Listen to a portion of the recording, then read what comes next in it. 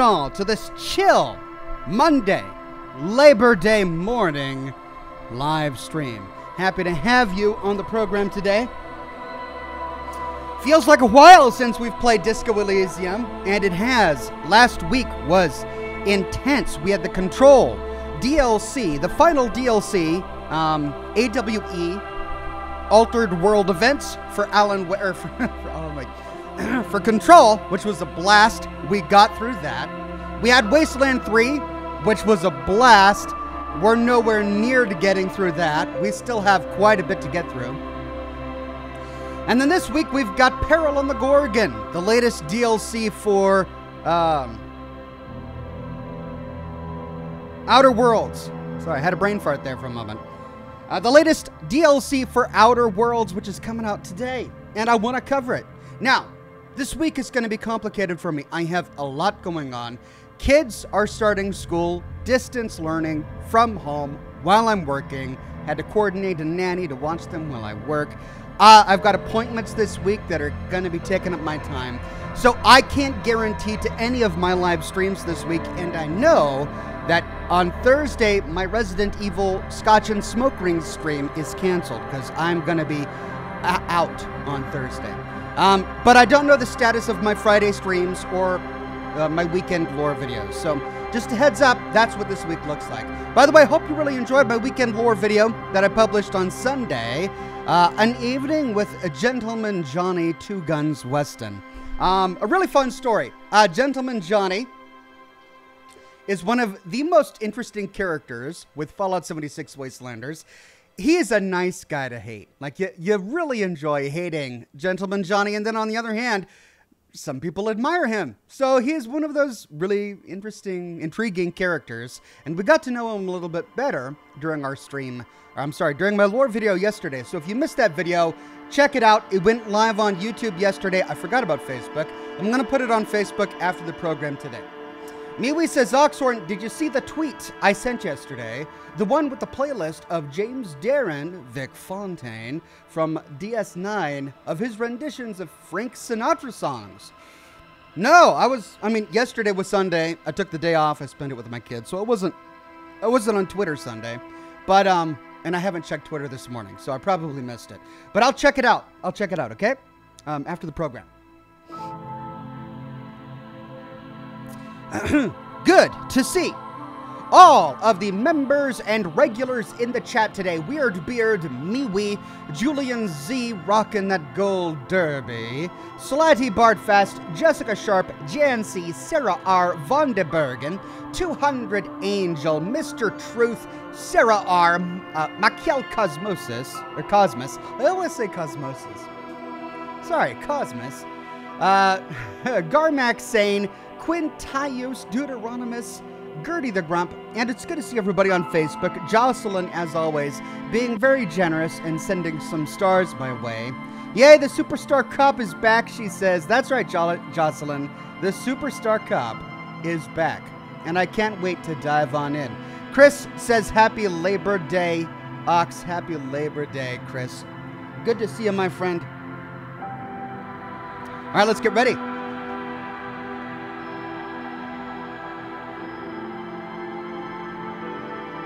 Jocelyn says, good evening, good luck with the distance learning. We've been at it for almost a month now. Thanks. Has it been a month for you? Well, it's just starting for us, and it's, I don't know, for some reason when it comes to technology, bureaucracies like school districts, they have a hard time with it. And it makes it more difficult for the rest of us. I know they're doing their best, though.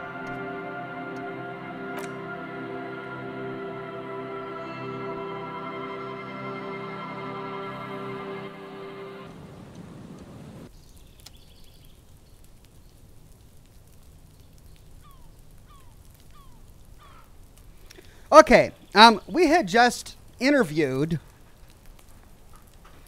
the special agent who was staying in one of these apartment complexes with the interesting young man. We walked away with the impression that they had a bit of a understanding between the two of them. Now it's time to explore the rest of these apartment complexes. in the tenements, I guess is what it is. Jesse says, just popping in to say hi and have a great stream. Thank you very much, Jesse. Thanks for saying hi. And Julian Z says, Ox really enjoyed the lore video over the weekend.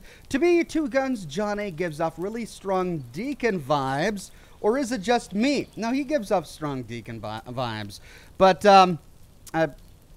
it may just be the way he looks. Deacon and Johnny had a very similar, have a very similar look, and that's because they're both secret agents in their own way.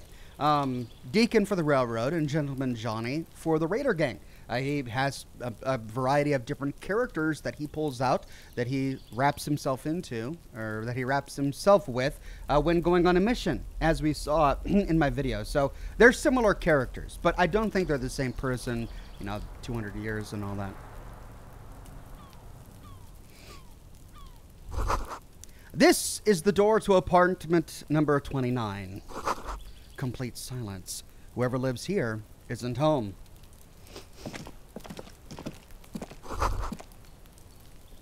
This is the door to apartment 30. Voices from within, singing along to some buoyant dance track.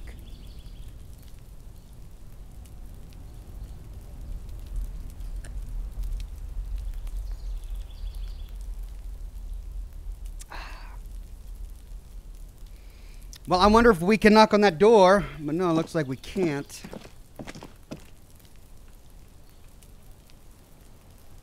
We can't get there.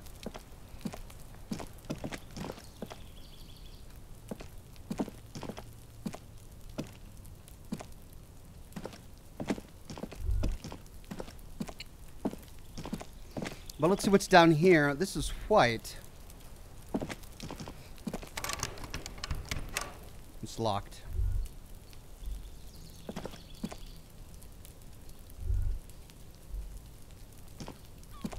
I guess we have to go back here. We've done everything on the ledge.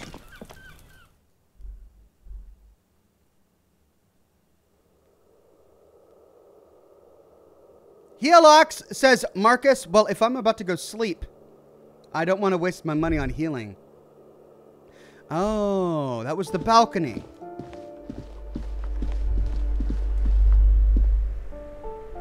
I'm surprised we couldn't sleep in any of these beds. Oh, there was this guy sleeping in this bed, and we chose not to wake him up.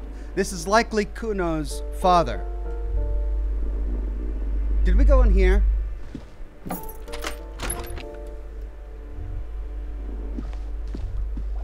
We did. It's just a bathroom. Alright, so there's an exit over here.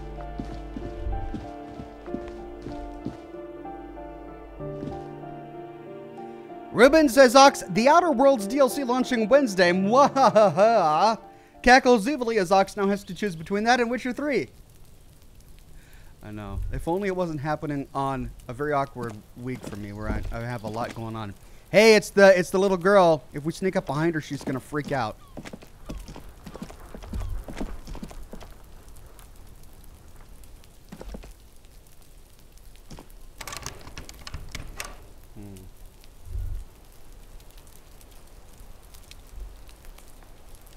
Julian Z says, Ox, just to let you know, I know you don't do the Fallout 76 seasons, but today is the last day to claim any rewards you might have unlocked while passively playing, as the season ends tomorrow.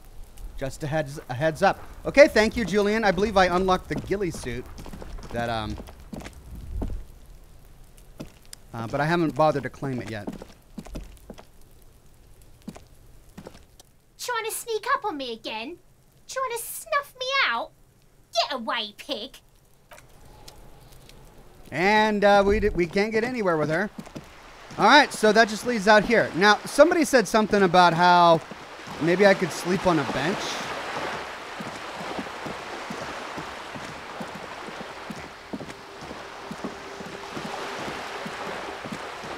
But so far, I'm not finding a bench where I can sleep. I mean, there's a bench there, obviously, but...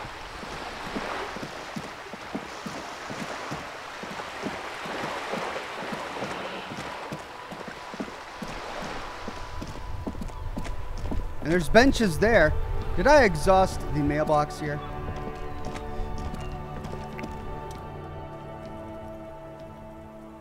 Good. We already kicked it, and we lost some health. Good mail delivery box, and we can pat the box. Oh, and he actually pats it. That's great. Wonderful. Now we can leave. This game was hilarious. Oh, bench! Hey!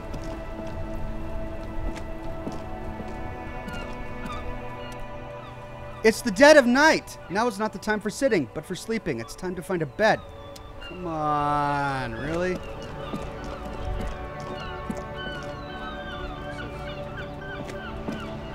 Makiel says, hi Ox, I just sold my RTX 2060 to still get a good PRG.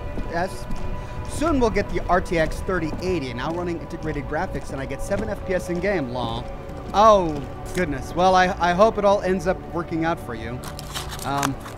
Hey, I got some smokes. Integrated graphics are never the best option. 1 to intellect, -1 to health. Hey, where's my garbage bag? I should have my garbage bag equipped.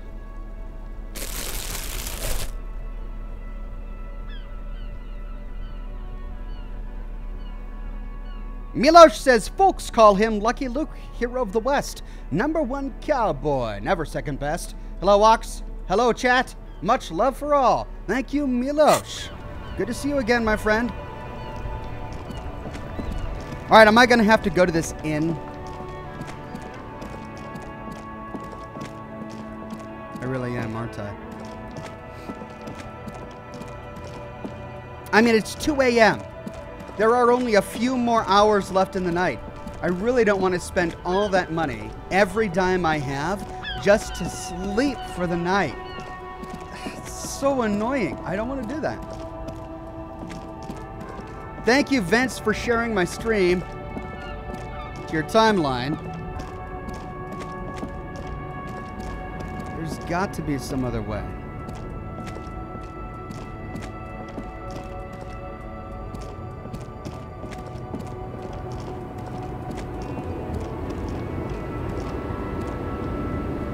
We talked with her. Hey, maybe we can talk with what's her name? Maybe we can wake her up and maybe she can let us sleep on the couch or something. Jocelyn with some stars on Facebook says, time passes when you read, Ox. When I read? Is it only when I read?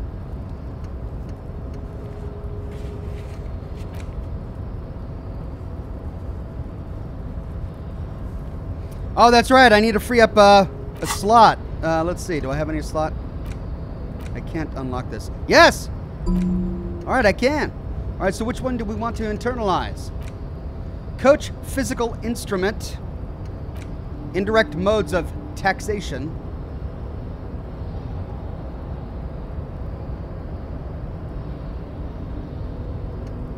Advanced race theory. The Jamrock Shuffle. Or derealization, Jamus Vu.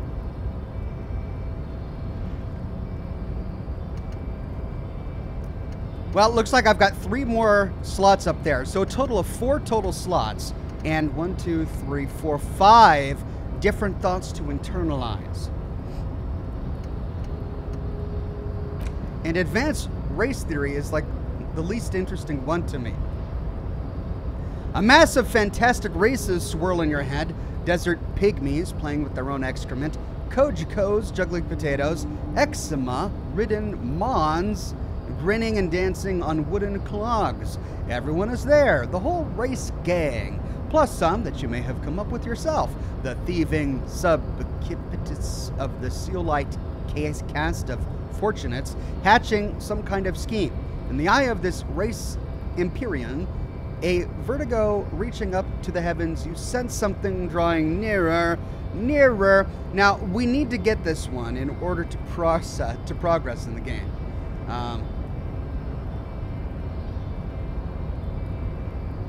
There's a place on the other side of the waterlock. Yeah, but the waterlock is up right now. Thank you for that, Ruben. And then Mr. Truth says, second MeWe's recommendation for James Darren's Deep Space Nine Vic Fontaine songs. I bought the album, this one from the heart, years ago, and it's worth every penny. Thank you, my friend. All right. Where was I? Let's internalize advanced race theory, because I think we need that to continue. There we go. We're almost done with Detective Cousteau, which I'm really pleased with. Okay, well, I guess let's go back to the whirling in rags and sleep.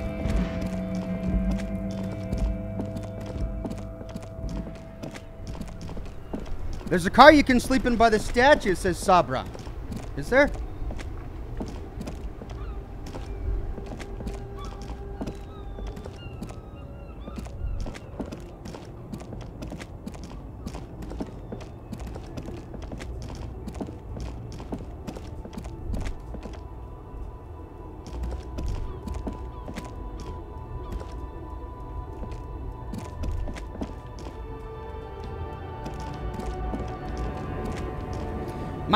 My partner has his car. Right now he's bringing the body back to the station.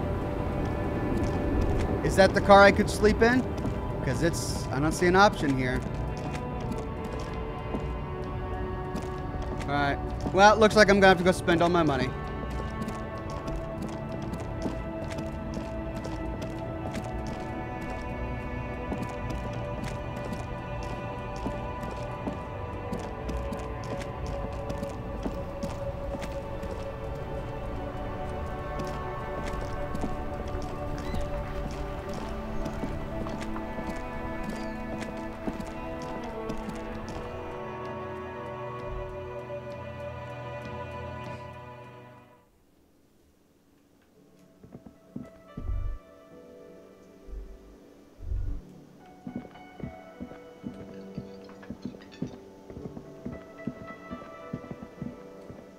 See if there's a mattress in the back somewhere.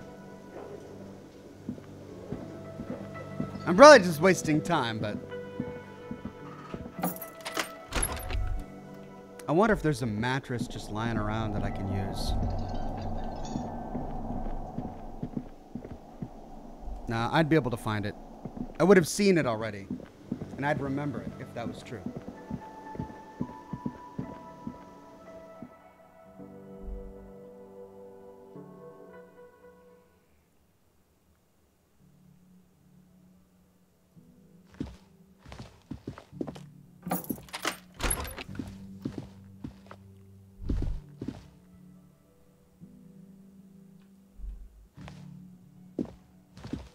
See if she's in her bed.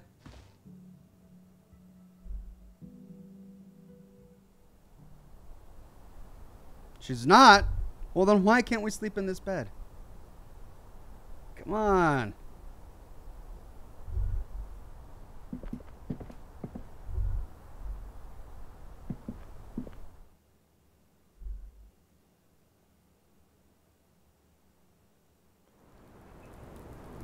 And she's not on the balcony.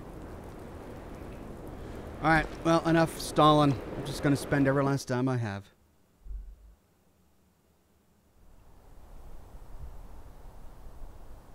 Oh.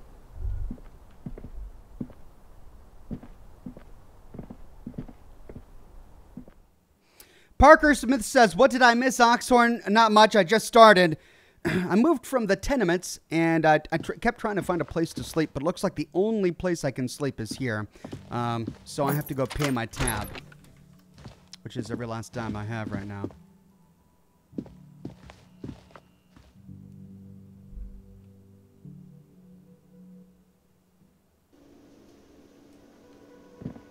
All right, you highwayman. Can I help you? 20 real for the night. I've got 28. Jeez. There we go. We got 10 experience from it. All right. How could anyone forget, jerk? Half-Light tells us as he reminds us about our bill. Gart, I saw another thing at the whirling. Another thing? Great. Oh, we can open this up. Classe in room number 3. She nicked the phone line, we can say. Why, says Gart, and he stops himself. Nah, screw it. I don't want to know. I don't want to know why these degenerates do what they do. I thought we had one good guest in the building, and we passed the suggestion check. He really doesn't like it being Class J. What? Oh, I guess he liked Class J. Oh, this was the older woman who was here. That's right. She nicked the phone line because she thought her husband was being eavesdropped on or something like that. We could say you have Lena. Lena's a good customer. And she says, yeah, well, she's not a guest, is she? And we gain 5 experience. Anyway, I'll forward that woman her bill and be done with it. Now, was there anything else? Oh, shoot. When we next talk to her, are we going to get in trouble for ratting her out? Gart, what if I told you I got into the back room behind the blue steel door? And he says, oh, okay, well, and he controls his excitement. Well, I did hear you make noise back there, so good for you. And we pass a volition check. It takes a lot of willpower not to ask. Obviously, he's been wanting to know what's behind the door. And so we can say, aren't you going to ask me what's back there? And he says, okay, what is back there? And we could say, skeletons, a mausoleum of the dead, or pinball machines. It's a pinball workshop, or nothing. The black gaping maw at the end of time. Oh, which one do we choose? Let's try skeletons. Let's freak him out a bit. And he says, yes, ha ha. What actually is behind the door? And we can say, the gaping maw at the end of time. And he goes, and he shakes his head. There is no gaping maw. If you don't want to tell me, you don't have to. It's okay. And so we can say pinball machines. It's a pinball workshop. And he goes, ha! I knew it. I've always wondered where those machines by the door came from. And they told me there was some kind of pinball thing here, too. I knew it, he repeats. Were there any back there? In working order, I mean.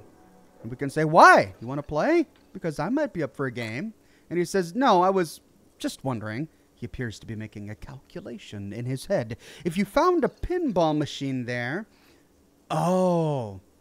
Is this a way we could have unlocked free rent? Did I just waste all my money for no reason? Oh, shoot.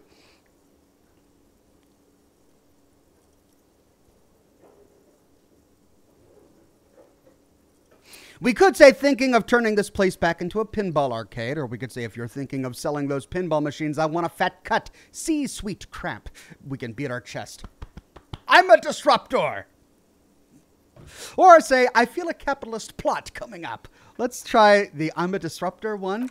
And he rolls his eyes. Those machines are whirling property, but if it makes you feel any better, I'm not planning to sell them. And we gain 5 experience. It wouldn't hurt to get a little life in here. Other than the hellish karaoke machine. That one's always causing trouble.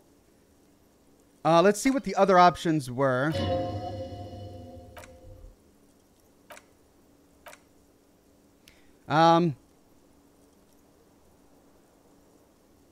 Didn't check. Pinball isn't relevant to the investigation, we can say. And he says, I was just wondering. Oh, and we get to the exact same speech dialogue. We could say, thinking of turning this place back into a pinball arcade. And he scowls. No. But we could diversify the entertainment options, seeing as you've opened the door back there. The machine we have in the corner now is broken. Okay. I think I've got a way to get free rent, and I'm going to follow up on this lead in just a minute. Lumbeck's guy says, just finished your Horizon stream, and I have to say, if you're having trouble with a Bellowback, then how will you fare against a Thunderjaw? See, this is a question that hasn't even entered my mind yet, as I'm playing the game for the first time, and haven't yet encountered a Thunderjaw, is that what it's called? So wondering how I'm going to tackle a monster I don't even know about is not something I'm thinking about. But thank you for bringing it up, Lumbeck Sky. I'll now internalize that and worry about it during all the time between now and my next Horizon Zero Dawn stream. Thanks. It wouldn't hurt. Then he goes back to his it wouldn't hurt to get a little life in here thing. Let's see what that last one was.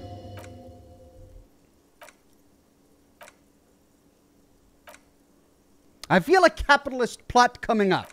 And he says, capitalist plot, and he rolls his eyes. The pinball we have in the corner is now broken. I want to diversify the entertainment options, and he basically goes into the exact same thing. All right, so that's it. Where is this pinball machine in the corner? Pinball machine in the corner? There it is.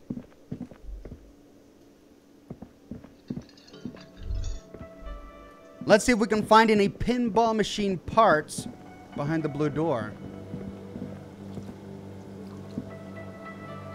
Wild Connor says, why do you have slow mode on? To prevent trolls, Wild Connor. To prevent trolls. It's not a 100% preventative measure, but it is a deterrent. Oh, wait. They're upstairs. Hold on. I saw them just behind the blue door. Let me see if I can scavenge any from these machines.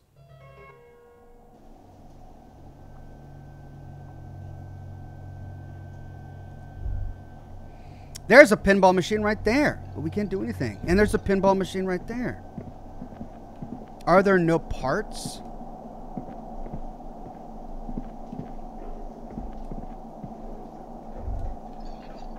Okay, I can't interact with them. So let's go downstairs and see if we can find a pinball machine downstairs that we can get some parts from to fix the one in the lobby.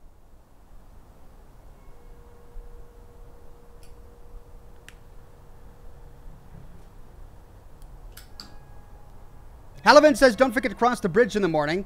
There's a place you can sleep for free if you can find it, Oxhorn. Thanks. But remember, the yacht lady said that we needed to figure out who was bringing the drugs before the traffic jam ends. I don't know if we've already done that or not.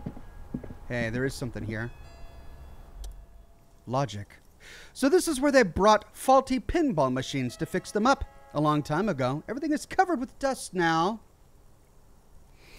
We could say, looks like they gave up on fixing the pinball machines at some point, or this used to be a pinball workshop. We'll try that one, and logic tells us, yes, Martinez North, number 22, used to be a pinball arcade.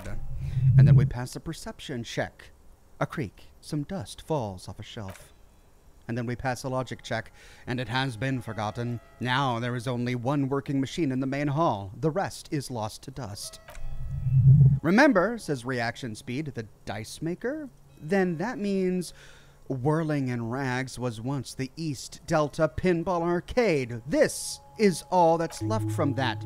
And we gain 5 experience. As the dice maker said, says logic, yes, it all fits. Not that it has anything to do with the case, but it is a nice connection.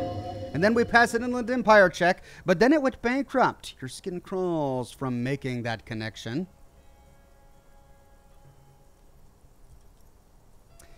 Looks like they gave up on fixing the pinball machines at some point, we can say. And, yes, says Logic, pinball hasn't enjoyed a heyday for 15 or 20 years. Could this mean the Whirling in Rags really is part of the doomed commercial area? And Logic says yes, it would mean that. And we get a new task. The doomed hostel? Gart would not like that. He should probably be made aware that his establishment is part of the neighborhood ghost story. And we can finish the thought. Oh dear. Gart will not like that. But we found something else here. K. May says, hey Ox, just got broken up with, so I'm ready for some laughs. I'm so sorry, K. May. Oh, that's never fun. Really, really awful time in anyone's life. Been there, been there. So glad you're on the program, and we'll have fun together. Here, I hope you're drinking something hot and comforting like coffee. Cheers.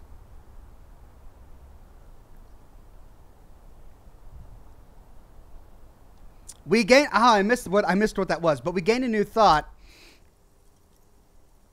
Electrochemistry. You can almost see the shape of a man and a woman writhing inside, bathed in drug sweat and dirty linens. Bottles lie around everywhere. Wow, this was graphic. What were those people doing in there? We can ask, and we gain 5 experience. You lean closer to the peephole. Oh, is that what we found? A peephole? You lean closer to the peephole instinctively. I bet they're doing something quite unnatural in there. Sensationally unnatural. But there's no one in there. So we can finish the thought. Okay. That was weird. That just brings us back to the porch. I guess, did we access that thought at the wrong time of day? All right, well, we didn't find any pinball machine parts, but we did gain a new dialogue option with Gart. And it's still 2 a.m. Holy cow, it's still 2 a.m. All right, let's go talk with Gart. Maybe he can, maybe he'll leave, and we can turn this into just free rent for everybody.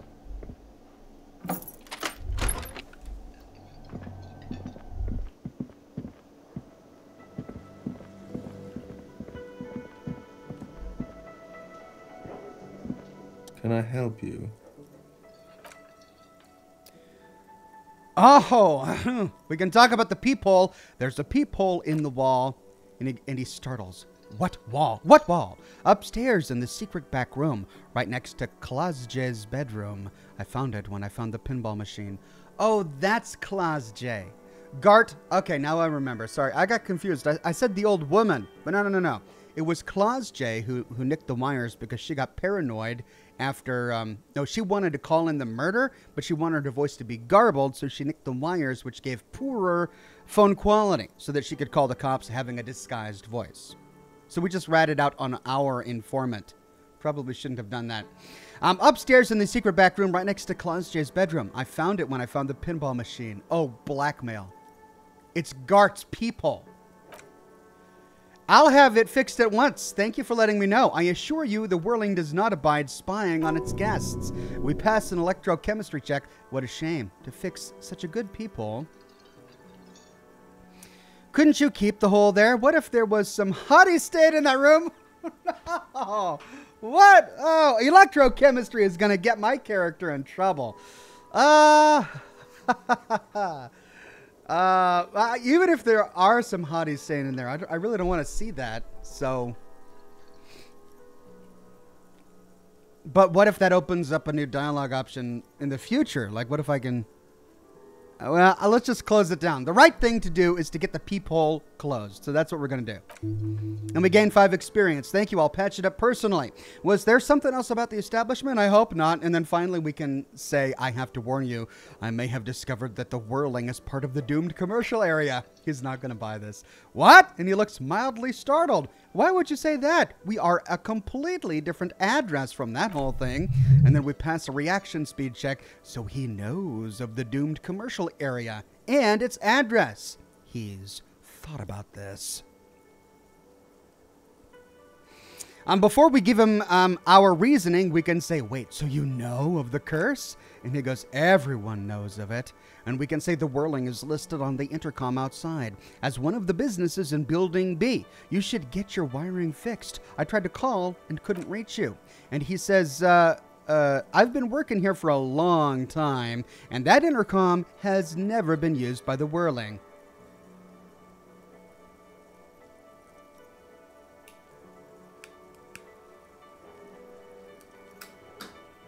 Three options. Hold on, not once. Isn't that already a sign of decline? Or 2, the whirling was once the East Delta Pinball Arcade before it failed. It's only a matter of time before the whirling fails too. Or 3, the whirling was once the East Delta Pinball Arcade which failed, though perhaps the whirling will escape the curse. Let's try number 1. It's a sign of the whirling and rags not being part of the doomed commercial area. If anything, we're revitalizing this neighborhood. Okay, so then that forces us to make one of 2 choices. Either we logically talk about how it used to be the East Delta Pinball Arcade and convince him that the whirling is going to fail, or that maybe the whirling will escape. Let's try the escape option.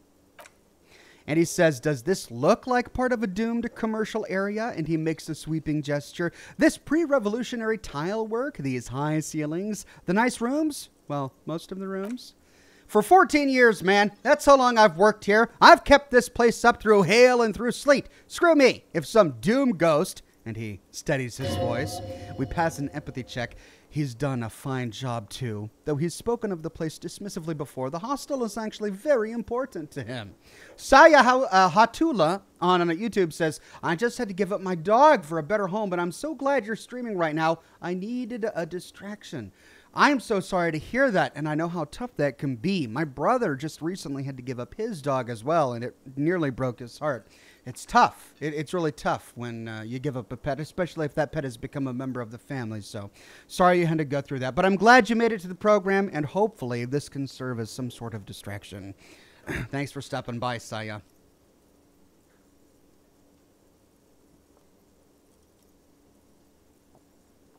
Okay. We could say, let's see.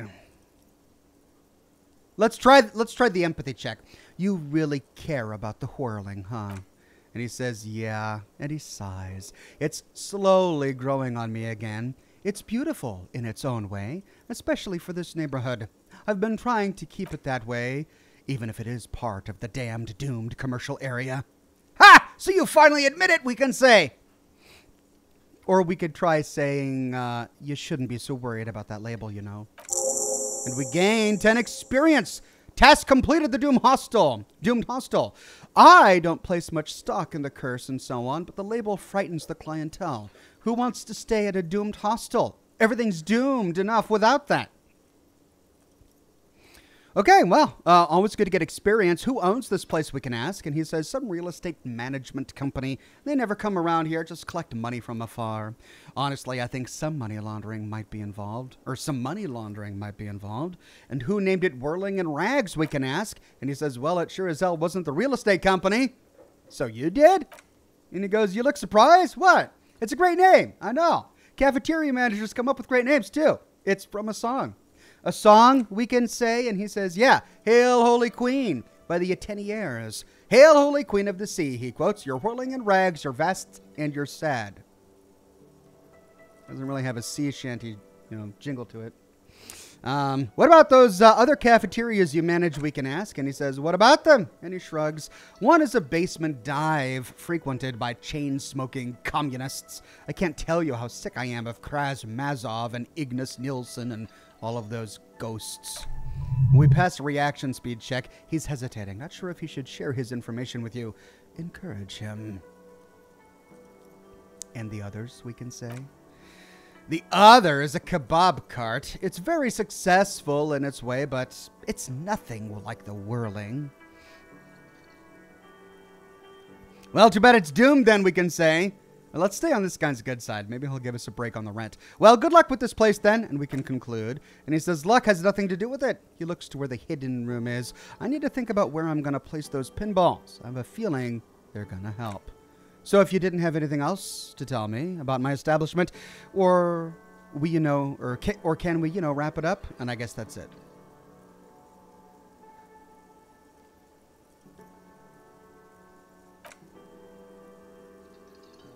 Let's ask for a drink. I need a drink. Can you pour me one? And he says, do I have a shaker in my hands? Is this, and he points to his empty hands, is this a shaker? He sounds irritated. No, there's nothing there, we can say. And he says, am I wearing a little bow tie? Am I wearing a bow tie and doing this? And he shakes the imaginary shaker furiously. Am I smiling? Do you see me smiling and shaking my little shaker? No, you don't. Why? Or do you know why? Because you're not a bartender, we can say. And we gain 5 experience. That's right. I'm the cafeteria manager. He calms his breath. I'm glad we cleared that. Was there anything else? Oh, we could say that we're an alcoholic and we need our fix. We could leave. Or we could say, please make an exception. I got the shakes, man. Bad. I need my pacifier. And he says, even more reason for me not to serve you, sir. Was there anything else you need other than alcohol? And we can say goodbye. Well, bummer. I didn't get an option to get free rent, but I sure got a lot of experience from that conversation. Let's see. Have I internalized anything yet? I was really close to internalizing one. Yeah, Detective Constant. I'm at 95% there. But time hasn't gone by. At least not that much. It's still 2 a.m. I guess time just stops at 2 a.m. Because I sat there reading for a long time. I explored the world for a long time. I guess the game just forces you to sleep at night at 2 a.m. So that's what we're going to do.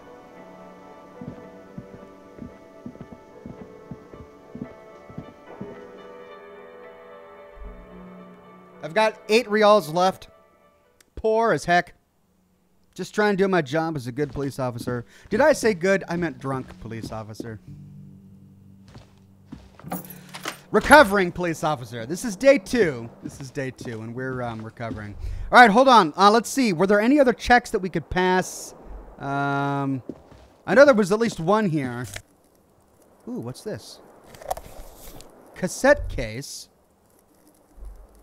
How did I miss that earlier?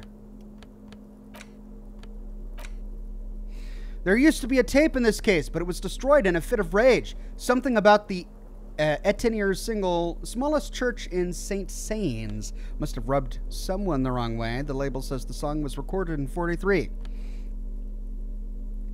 How did I miss that earlier?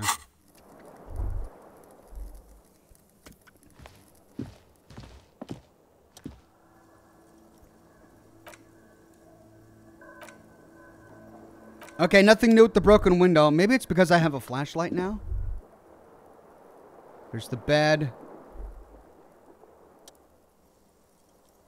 There's the fan. You can pull on the light bulb.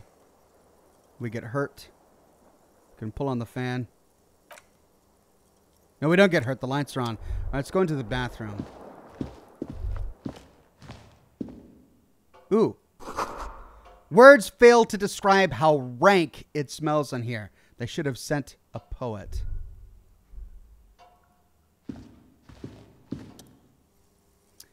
Mirror, mirror on the wall. Put skills into electrochemistry to open this. Ooh, low percent. Dig deep into your mind to locate the source of the expression. Heard about the band?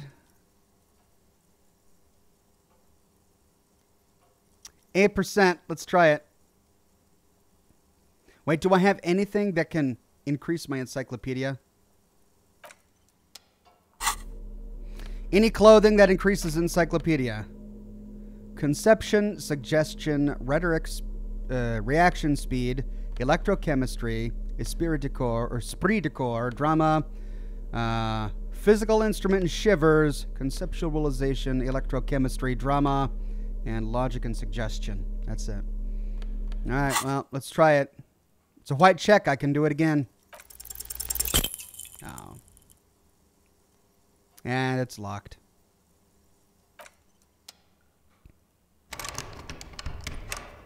There's this locked door here in my own room. Why is there a locked door in my own room? How do I unlock the door in my own room? Oh, that must go into this next room, this middle room. It must connect to this middle room. Well, I wonder who's in the middle room. Charlie Green with a tip. Thank you, Charlie. All right, let's sleep.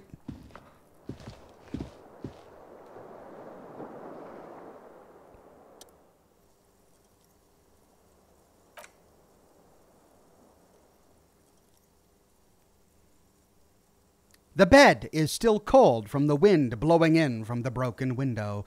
The mattress creaks as you close your eyes and try your hardest to fall asleep. ...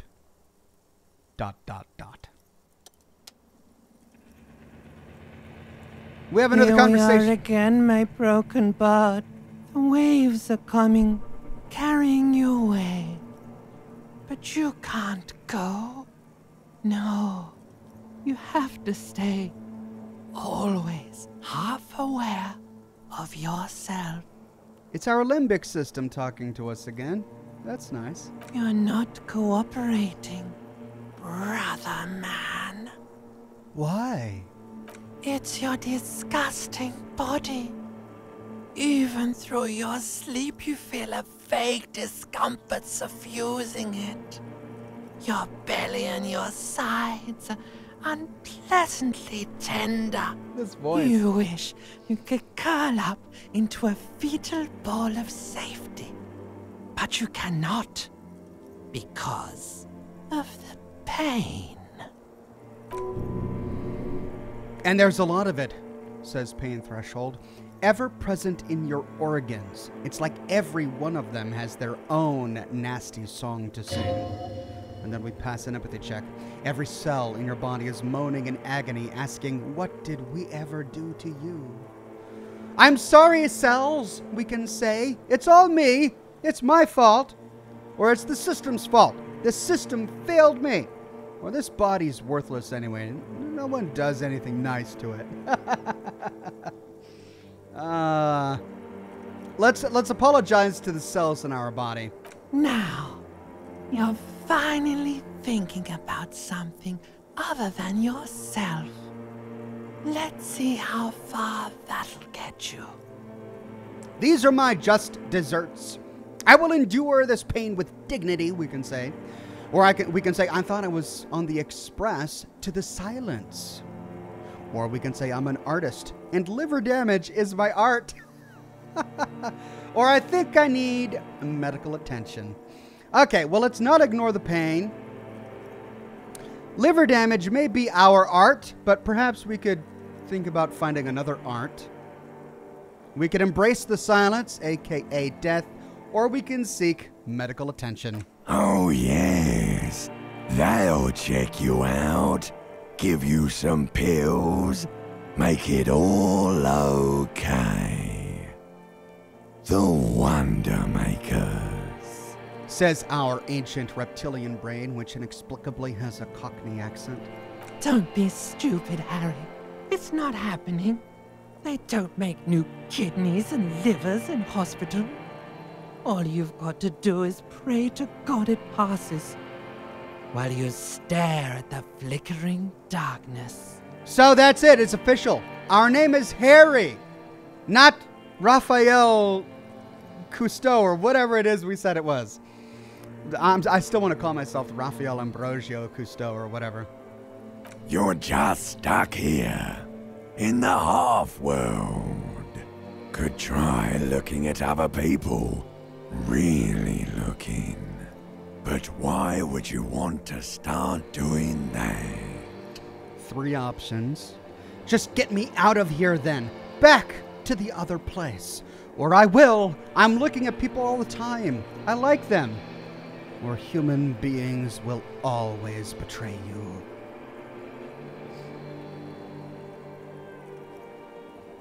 Let's try number 2.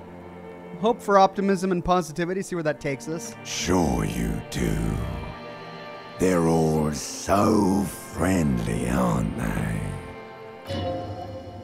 We pass a volition check. Some of them are. Some of them are nice. Others are scared. And then we pass a perception check. People are beautiful, statuesque, parodies and tragedies of themselves. A great democracy of creatures. What do you think you're doing right now? Coming to some greater awareness? Look at all these lights, blinking in and out of existence. Thoughts. You're just pretending that you're asleep, even to yourself, while the world goes on without you. Let it. Let it. But it never seems to let you go, does it? Time to rise and wipe that shining sweat off as best you can. Gather your bearings. Rock and roll. And we can open our eyes. Can we take a shower? After that conversation, I really feel like this character needs to take a shower.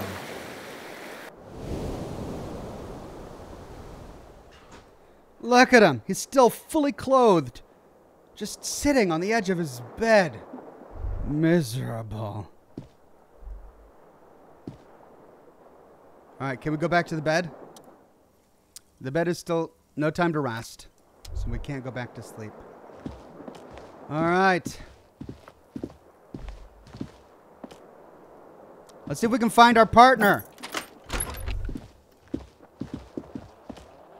Maybe he's waiting for us out here.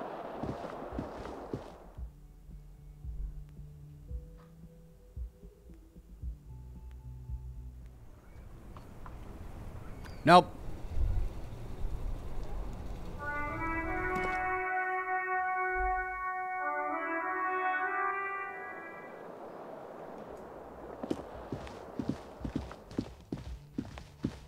Let's see if our lady friend is back. She just disappeared during the night. No idea where she went. First, let's raid her medicine cabinet. We already stole from her previously. Let's see if there's anything left to steal. Nothing. All right, back upstairs. This may be our last opportunity to speak with her without Kim in our presence. So let's see if there are any other dialogue options that we can have. Then maybe we go back to Yacht Lady, because we did discover something by talking with the truck driver just outside. There she is. Kay May says, want to learn about how Kim's our brother. The T. The T? Well, we'll see if we can find him. Hello, officer. What brings you up here again? Oh, we can try that volition check again. It is legendary, but there is slight confusion about the bullet. Failure. Oh.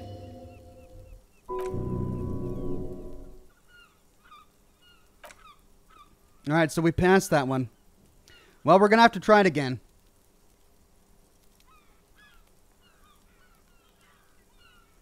Now, we did discover the peephole.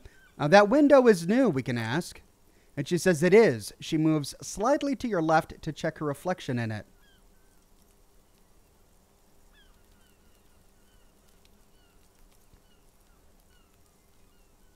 And we can't mention the peephole that we found. I mean, it leads into her room.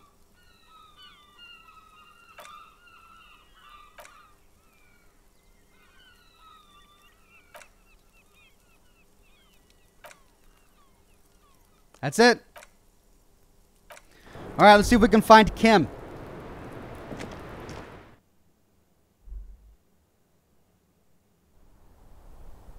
Deuteronomus says 2 rolls of 3 in a row. Best to get the bad luck out of the way now, I guess. Yeah, I guess so. Get rid of the bad luck early on. Or bad luck early on. That way I can save it for later.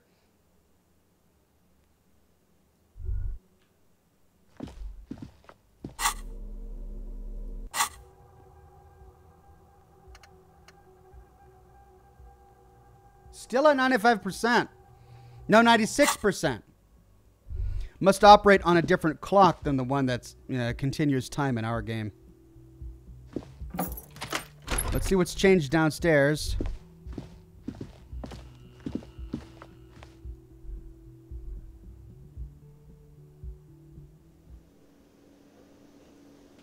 Hey, there's Kim. And a couple other guys. Let's go get Kim first. Missed you, Kim. Glad you're back, buddy. Good morning, yes, says Kim.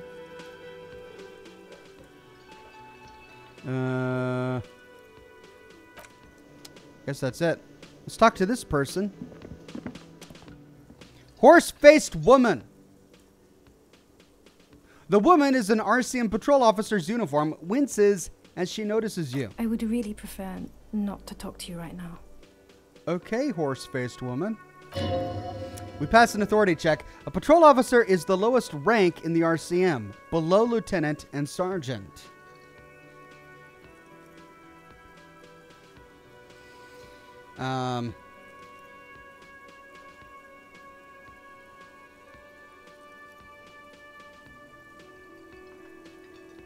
Let's try a murder investigation. Are you the cavalry? I'm definitely not the cavalry.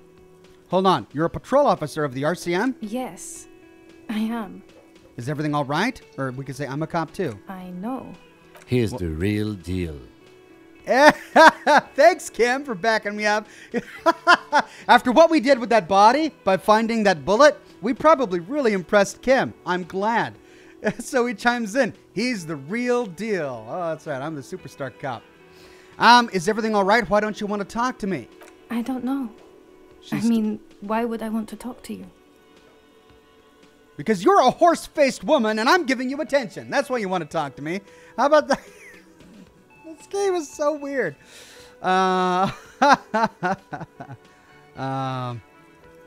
Because I'm a deeply flawed individual, but I bring joy to the world. Do you now?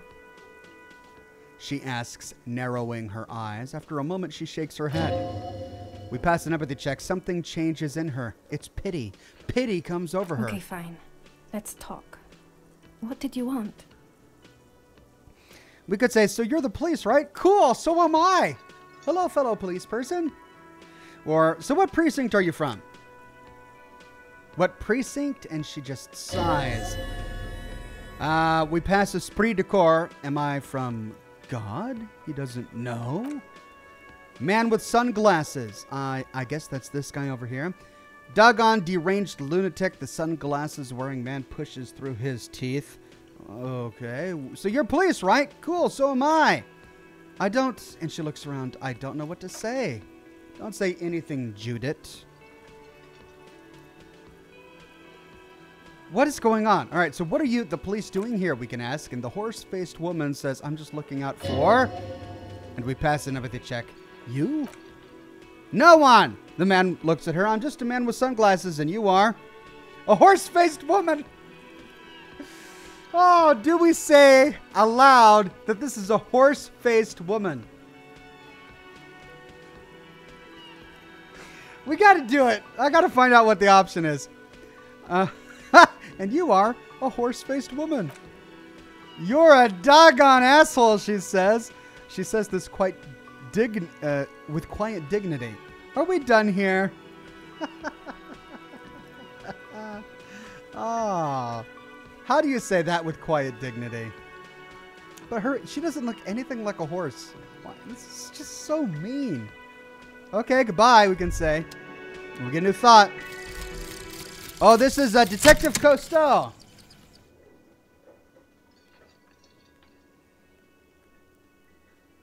Monsieur Cousteau. The reward for coming up with your classy new name has arrived. What are the attributes Detective Cousteau should gain in? Or Cousteau should gain in? Obviously, savoir-faire and esprit de corps. You know exactly what they do and what those words mean. They're refined, like you. You have a ton of that fancy stuff. And if the world can't accept Raphael Ambrosius as your name, you will always be Detective Cousteau to yourself. R.A. Cousteau. Sophisticated culture detective. Specializes in ancient things and art. +1 to savoir-faire. This one sounds fancy. Let's have this. And then +1 to esprit de corps. Yep, fancy. Let's have this one too. Awesome.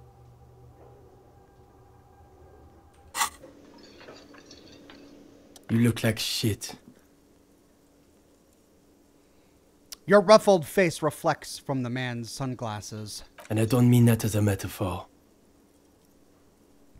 You look like crap, asshole! Or I don't look like crap. Or I know it's intentional. Or the last couple of days have been rough. Or looks don't matter. It's what's on the inside that does. Or I'm never going to get this case solved. Let's go with I know it's intentional. You know, the superstar cop kind of way. Like undercover? The woman in an RCM uniform interjects. Well, as far as disguises go, this is one of the best I've seen. I mean, I could swear you're an actual bum. Come on, Jean. It looks like it's been a rough week on him. It's not just this week. He scanned you. What do you want? Don't even try to win him over. You won't, says suggestion. Okay. Well, we can pass a very challenging esprit de corps check. Thankfully, we just internalized that thought a moment ago. And say there's something strange about this guy. Figure it out. You know what it is. It's like the two of you know each other. Just ask him. Tell me the truth. Do you know me from somewhere? Oh, I definitely know you from somewhere, says the man in sunglasses. Another life, perhaps, says esprit de corps. From where? From another life? And he says, yes, from another life, a different life. Maybe the life of a police officer belonging to the ranks of the... And he pauses. To what station do you think you would belong in this alternate and totally fictional reality? I mean, I know the answer is 41st. I'm an officer of the 41st District, and I believe Kim is an officer of the 57th. We could say 69. That's probably what a superstar would say. We could say the 99,999,999.9th. Or never mind, this is stupid. Let's go 41st. And we gain 5 experience. Okay. The man sounds genuinely excited. That's plausible. That's entirely plausible. Now we are really getting somewhere. He gives you a long, meaningful look and adds somewhere good. Let's talk more about that hypothetical Station 41 you mentioned, or Kim. Who is this guy? Or got some questions for you. I'm a cop. Let's talk about the 41st first.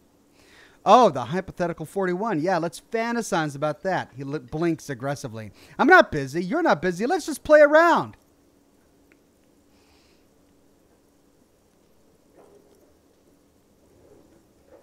So what's our relationship in this alternate universe, we can ask? And he says, let's be crazy. Let's say you and I are partners. How's that for a thought experiment? Partners in crime? Or you seem like a cool guy. I'd love to have you as my partner. Or you seem like a bit of a drag. I could do better. Or Kim's cooler than you. Oh, we love Kim. Well, let's try partners in crime. And he says, no, and he exclaims excitedly, because in this thought experiment, we are police officers in a police station. We don't do crimes. We're not crime bros. And the horse-faced woman says, come on, stop it, she says quietly. This poor woman. Let's see what the other options were. Kim's cooler than you. And he says, I'm sure he's freaking flattered. But Kim is not part of this thought experiment. In this one, we are partners. The lieutenant is silent.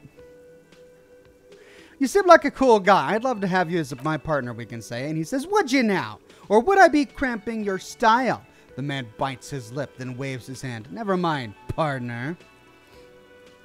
Okay, actually, you would probably cramp my style. Or no, you wouldn't cramp my style at all. Or actually, I shouldn't have called you my partner. Kim's my partner. He's going to know. Let's try that. And then Kim says, I'm not your partner, he says quickly. This union is temporary. And man with sunglasses says, a little premonition for you, Lieutenant. Sooner or later, probably sooner, your new friend tells you he doesn't need you. He will then suggest you should screw off. When that happens, I suggest you take his advice, he adds bitterly. Kim says the lieutenant merely bows his head in response. Looks like Harry has really harmed this guy, this partner of his. Do you have a crime to solve, we can ask? And he says, oh, no. You see, I enjoy watching other better cops solve crimes. And let me tell you, it's been quite a privilege seeing you work. And the horse-faced woman says, this isn't helping, she says, shaking her head and looking at the man with sunglasses disapprovingly. So who else are in our imaginary police station? And he says, you're not going to believe this, but, and the man pauses for dramatic effect, police officers! Yes, sir, solving crimes, locking up bad guys, and get this, and not getting their drink on at 2 o'clock. Just some regular boring screw-offs in suits and uniforms. Nothing spectacularly extravagant like you, the far-out son of Lung. Who is this far-out son of Lung, we can ask. And he says, oh, it's you, you eccentric genius. He winks at you sarcastically. I mean, with your unorthodox approach to police work, it has to be you. Want to tell me more about him or her, we can ask? And he says, not even a little bit. Kim says, it's an urban myth, the lieutenant says quietly, about an officer who is so far undercover, he can't remember who he is. As I said, just an urban myth. You're not the son of Lung. And we pass an empathy check. He's trying to protect you from further rough handling dished out by this sunglassed man. Well, I can't imagine it anymore, we can conclude. And the man with sunglasses says, neither can I, partner, neither can I. His gray eyes suddenly flash above his glass frames. They feel sad. We pass an empathy check. It's a mere second, but it feels like you saw something, a gram of compassion in that sadness. Jessica Sharp with a tip says, hugs for you, Ox, and everyone in chat. Thank you, Jessica. Kim, who is this guy, we can ask? And Kim says, and he shakes his head. I'm not getting involved in this.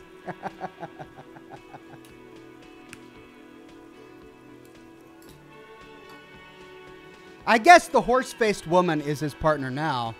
And we just called her a horse-faced woman to her face. Ouch. That's kind of like punching a horse in the face in this game. Not in, Red Dead. We pass the esprit de corps check. It's not my style, he thinks, glancing at the man in sunglasses and the woman beside him. Oh boy, they're mad at him. No wonder. He just doesn't recognize them. I got some questions for you. I'm a cop, we can say. And he says, about what? You don't look like a cop. He inspects you. You know what you look like? A prophet? A revolutionary? A sack of crap? A megastar? I don't know. You tell me. Or like a man down on his luck. I'm trying real hard here, man. Let's say, a megastar. And he says, yes. And he nods. A superstar cop. Of course. This again.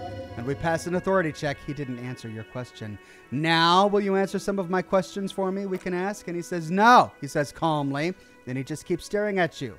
Why not, we could say? He says, because it's not my job. Why don't you go and doggone do your job and solve the damn hanging? Well, if you don't want to answer my questions, maybe you want to hear me say things. And he says, actually, I don't want to hear you say anything. And the woman says, come on, Jean. Okay, say things. And he adopts a lighter tone. I want to hear you say things. And we pass an authority check. Hear that? He wants to hear you say things. Say one. And we pass a reaction speed check. Suddenly, out of nowhere, case-related things start popping up in your head.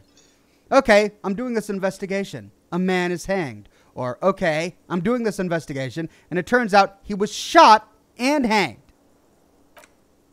You think he was hanged as a cover-up to hide the shooting? Basically, yes, we can say, or hey, why am I telling you this?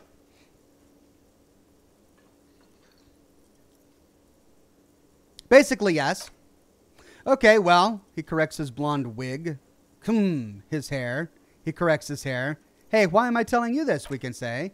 And man with sunglasses says, I don't know. Why are you? And he gives you an odd look. We heal morale. Inland Empire. Who knows why we do the things we do? Somehow bouncing those ideas off the man with sunglasses felt calming. Like you've done it before. And we pass a physical instrument check. You know what? It must be because he's buff. He looks like he works out. Like he's got the devil on his back. And the man with sunglasses says, oh my God, there's more. He looks at you in disbelief. You want something more. What is it? And we could say, let's talk about the hanged man again. Okay, I'm doing this investigation. A man is hanged. So do you know who hanged him? Not yet, we can say. And he says, yeah, I can see that. Hey, why am I even telling you this? I don't know, he says. Why are you? And we go through the same thing. All right, see you around. Watch out for yourself, loser, says the man with sunglasses. And we pass a perception check. That voice, so very familiar. Did you hear it when calling to your station and reporting your badge missing? Wait, your voice. I recognize it, we can say. And he says, oh, really? I wonder where. And we can say, I lost my badge recently. When I called in to report it missing, you were there. And we gain 5 experience. That's where you remember me from, he says. And oh, so he says, no, it's that's where you remember me from?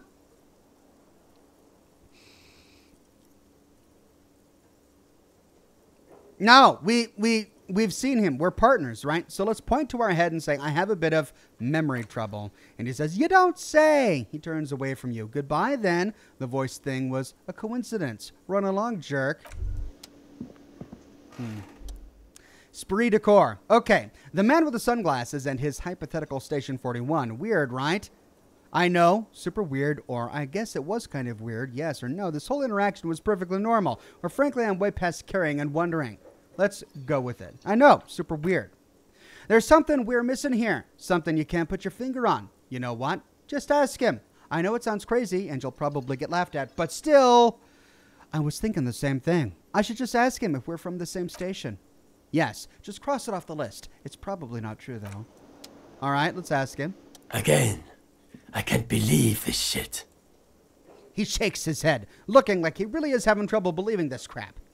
Look, we can say, I just have to ask, are we from the same police station?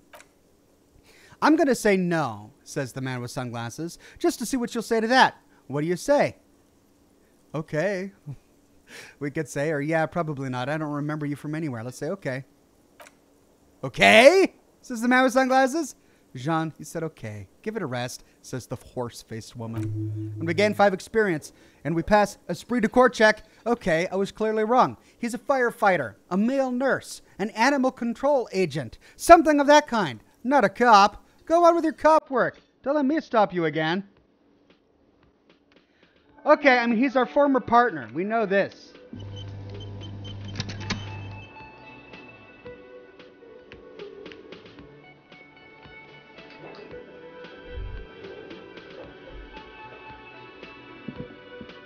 Oh, hello, dear. There you are again. Now, we just recently internalized the thought about the cuckoo bird.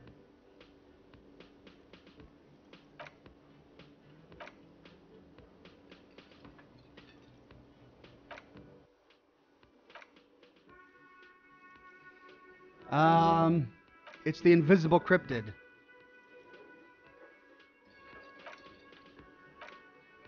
That's right, the Col de Mamadaqua.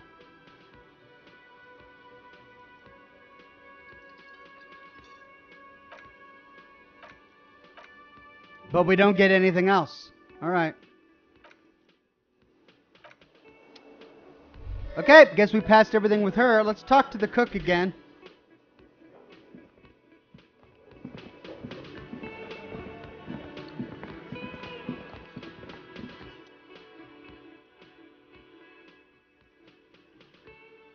Now that we've been behind the door, we can say, do you know what's behind that door? And he says he looks up at you, then looks away quickly, shrugging off and muttering something to himself. We pass a composure check. Shrugging is an internal sign for no. An international sign for no. I don't know what's behind the door. Okay. Well, let's talk to Gart again. Maybe he'll give us a break.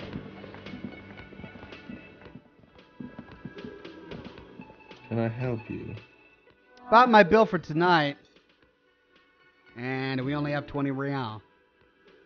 Or 8 real. Alright, nothing new there. Well, let's talk to this guy. Standing over here. He is new.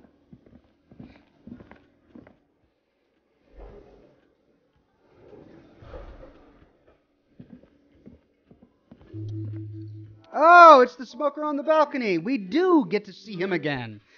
Hi, gendarme, another rendezvous. There he is again, the smoker on the balcony, right here in the whirling in rags. We can say hi, or hello, and adjust our tie, or you're here. Let's do you're here. I am. So are you. What brings you here? We could say, what are you doing here? Or tell me again about the muscular type. Or I met your Sunday friend. Let's say, what are you doing here? And he says, admiring the atmosphere. He smiles. What about you? We could say, I live here. This is where I'm going to go down in history. I'm going to sing karaoke. Or I'm here to kick some ass and solve the case I'm working on. Let's do the karaoke one. And he goes, really? He straightens up, curious. Well, I look forward to that. And he raises a glass to you. Tell me again about that muscular type who came to investigate the crime. And he says, oh yes, let me see. He knocked on my door a few days after the lynching. I think he was going through the entire building asking questions. What did you tell him, we can ask? And he says, nothing. Then I didn't see anything. And he believed you? Why shouldn't he? Did you tell him about your friend? And he takes another drag of his cigarette before knitting his brows. What friend? Your Sunday friend. The witness. No, I don't think it came up. Well, what did he look like, we can ask? And he says, muscular, handsome. He shrugs nonchalantly. Strong, like one of those military types. Was he alone, we can ask? Yes, but he was speaking to someone on his earpiece. His earpiece, we can ask, and he says, yes, you know, those tiny speaker microphones that fancy security guards sometimes wear. What was he saying, we can ask? And he says, just reporting back whatever I was telling him. Besides being muscular, did he have any other identifying traits? And he says, oh, let me think. And he turns his eyes upward in recollection. He had an accent. He sounded like one of those mercenaries. He sounded vaguely Orangeese. Or Orangese. He closes his eyes. No, not vaguely. Scratch that. He sounded definitely Orangese. Well, thanks for the information, we can say. And he says, sure. Anything else on your mind? His lazy eyes stroll over your face. I met your Sunday friend, we can say. And he says, you did. Small smile adorns his face. And how did you like him? 3 options. You were right. He was magical. Magically bureaucratic. Or I didn't like him much as I like you. Or I didn't. He's a government official. And I don't trust governments. Well, Let's try magically bureaucratic. And he says, I told you he can be very useful. I guess that's the charm of powerful people. Who is he, we can ask? And he says, a visitor from the first world. He is not like you and me, Jean-Marie, or Gendarme. He smiles, and his smile seems melancholic. He can always return. Return where, we can ask? And he says, to his opportunities on the Occident, sur le clef. Still, he breathes in and keeps his lungs filled for a moment before letting it out. His coming and going brings some life to the village. Or is it just money? I don't know. And he stares at the bar. What are you two, we can ask? And he says, friends, I told you. Sunday friends. Friends who like to get things from time to time. What does it mean, a Sunday friend, we can ask? And he says... He sighs that he won't be there when the times get tough, I guess. So a fair weather friend? Is that even a friend, we can ask? And he says, it is, on Sundays. And he smiles. Why was he staying at your place in the middle of the night, we can ask? And he says he has the keys. And he likes the view. He waves gently with his cigarette-holding hand. To the sea, I mean. You don't want to talk about other people? I want to talk about you. He hums. What about me, Gendarme? And we can try to pass a legendary composure check, but it is a white check, so we can try again. But we damage our morale along the way by failing the composure check. It's the sports. He's the sports guy. All about that physical prowess and athletic skill. Nothing much else here. No, we can leave. Bye-bye, Gendarme. Then there's this guy over here.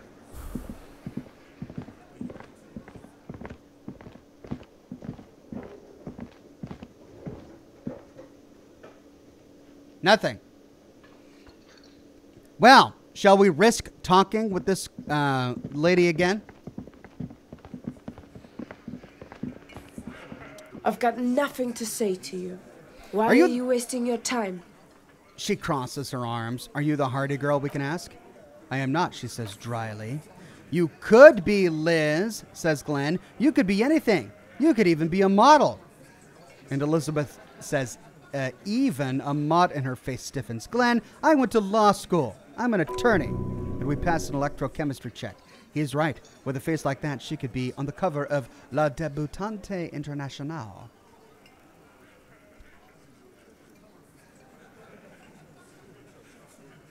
So do we side with Glenn and compliment her on her looks, or do we say, get a grip, Glenn, she went to law school? Oh, we probably unlock more options with her if we, talk about her law school. So what, says Glenn. Lots of models are actually really smart people, jerkwad. And we gain 5 experience. No, Glenn, they aren't. Her tone is cold and uninvolved. Ooh. I mean, I side with Glenn here. There are a lot of people who are both pretty and intelligent and get law degrees. Well, maybe we'll talk later. All right, well, let's talk with big guy over here. The clowns are still hanging around. What is it now? I want to talk about the hanging again. Again, just to get the dead guy's autograph, since you're his biggest fan. Shanky says a burst of laughter in the room. The little guy is the loudest. Good one, Titus. He fawns. How does the bullet in his head factor into this? And Titus says, huh? A sip of beer makes the surprise go down easier. There was a bullet in the dead man's brain, says Kim. The lieutenant checks his notes. Why was it there if you hanged him? And we gain 5 experience. Titus says, how the crap do I know? Anyone could have shot him. Target practice, maybe? Another sip.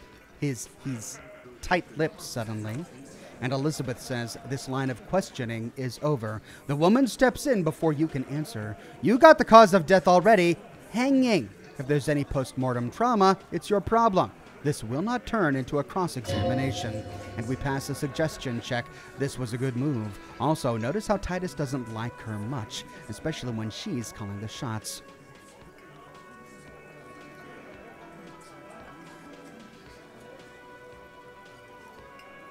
Do we try to intimidate this guy? I don't know. We're really not in a physical instrument sort of state right now. No more questions. You still haven't explained the bullet I found in the hanged man's head, we can say. And Titus says, you still on about that bullet? And he pats the back of his head. A bullet in the hanged man's head. You're right, Copper. That is mighty curious. And Kim says, indeed. Mighty. How did it get there? The lieutenant is fixed on Titus, and Titus gives us an indulgent look. Well, there are so many bullets in the world and so many heads, he sighs deeply. I guess it's only logical. At some point, one of them bullets had to end up in one of them heads. And Elaine says, it's bound to happen again, you know. He taps on his right temple. Just statistically speaking, of course. I'm going to ask you again, why was this, and we can show them the bullet, in the victim's head? And Shanky says, wow. The little man leans in to inspect the leaden blossom. He's got it in a real evidence bag and all. Elizabeth says, why don't you go home and log it into evidence? These men have told you what happened. And we can say, I think the hanging was a cover-up for the shooting. And Taddy says, you know what I think? And he raises his finger. I think it was shot in the head as a kid, and his brain grew around the bullet. And Elaine says, around the bullet, man. Elaine pinches the roof of his nose. That's a good one. And we pass an empathy check. They're only pretending to enjoy this. Beneath the act, they don't like you knowing this. Did you guys shoot him? We can ask. And Glenn says, crap, and he throws his head back. I probably did shoot him. I was drunk last night. You guys know me when I'm drunk. And Shanky says, yeah, Glenn likes to shoot his gun when he's drunk. The little guy looks you in the eye. Better hope he stays sober. And Kim says, no, he meant before he was hanged. Did you shoot him before you hanged him? And Elizabeth says, before, after, during. She spreads her arms. This is getting ridiculous. They told you what happened. Stop wasting your time. Don't worry, we can say. We'll figure this out sooner or later. I found someone who saw the hanging. A witness, we can say. And Titus says, a witness? The tall man crosses his arms on his chest. You ain't got crap. The locals would never come to you with this. And Elaine says, that's just cop tactics, Titus. Next, he's going to tell you one of us already rolled on the others. And it's a witness protection. My witness isn't a local, we can say. And Titus scratches the back of his head and asks, well, let's hear it then. Who is your witness, your mystery witness? We could say Charles Villadroon, a high-ranking government official from Rue de Saint-Ghislaine, 33B. Okay, we don't want him to get killed, or we could say, let's just say he's a high-ranking government official and leave it at that. Or we can say who he is irrelevant. Let's protect our witness. And Titus says, it's like you said, Al. He turns to the man on his left. Copper's coming up with this on the spot. There is no witness. And Elaine says, I've seen this crap a million times, Titus. Fly fishing. They're desperate. He turns to you. Tell us, Copper, what wacky claims did he make? The witness said the hanging went down very quietly. No shouting, no commotion. The witness said he saw two people of Aeropagite descent. One mesquite.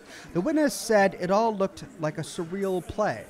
All three of these were done, so we'll do number one. It's like you jerks. It's you jerks that feel the need to go around like a doggone brass band. The Hardy Boys are dead silent.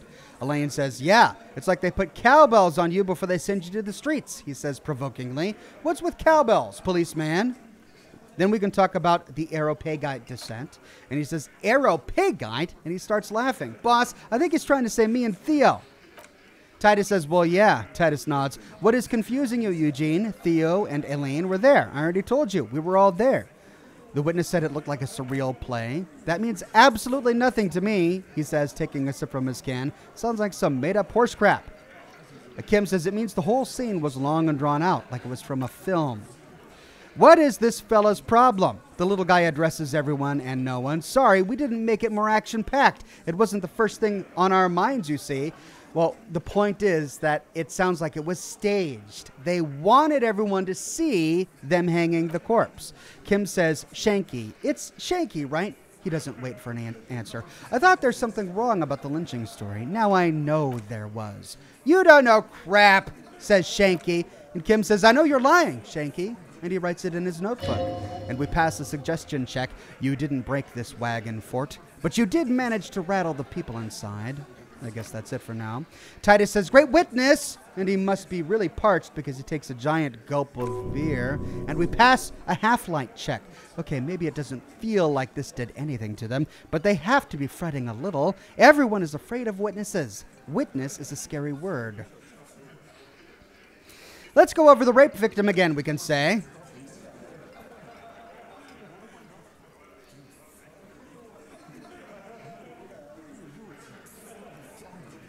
Well, we don't. The only other option we find here is one we chose not to do in the last, when we were here last.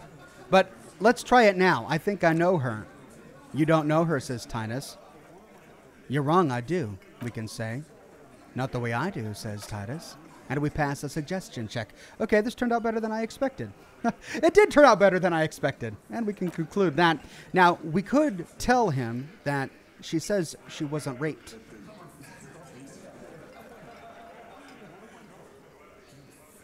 But in so doing, we're betraying her. Because they went to her and tried to convince her to tell us that she was raped. So let's leave. All right, well, let's respond to the yacht lady to let her know what we found out about the drug trade.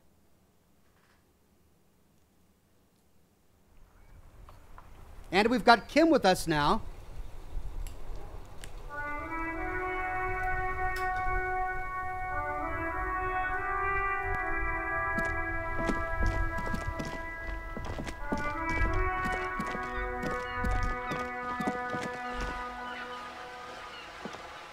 Maybe that'll open up more options. Let's talk about your husband again, and that's it. So we still have to find the husband.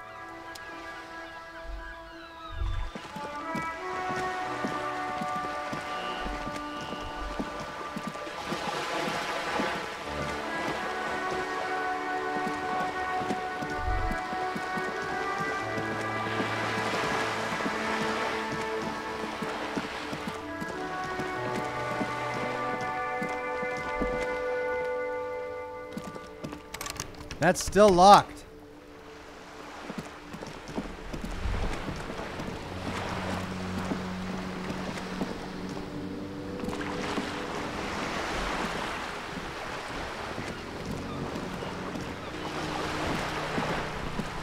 You're back. Good. What can I help you with? I've got some more questions about reality.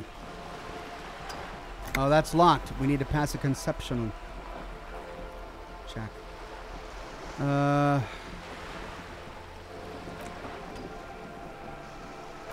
Drug trafficking. No, that didn't unlock anything else. Wild Pines? Nope.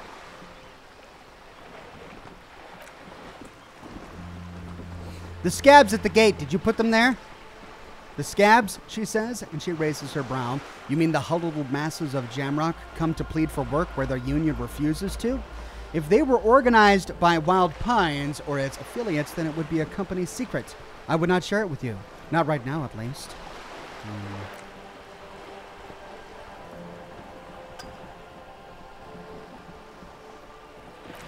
All right, nothing new, which means we didn't find out enough information about drug trafficking. And that's because it was late at night and most everyone had gone to bed. So we need to go back down to where all of the cars were. To where the traffic jam is and see if there's anyone else there.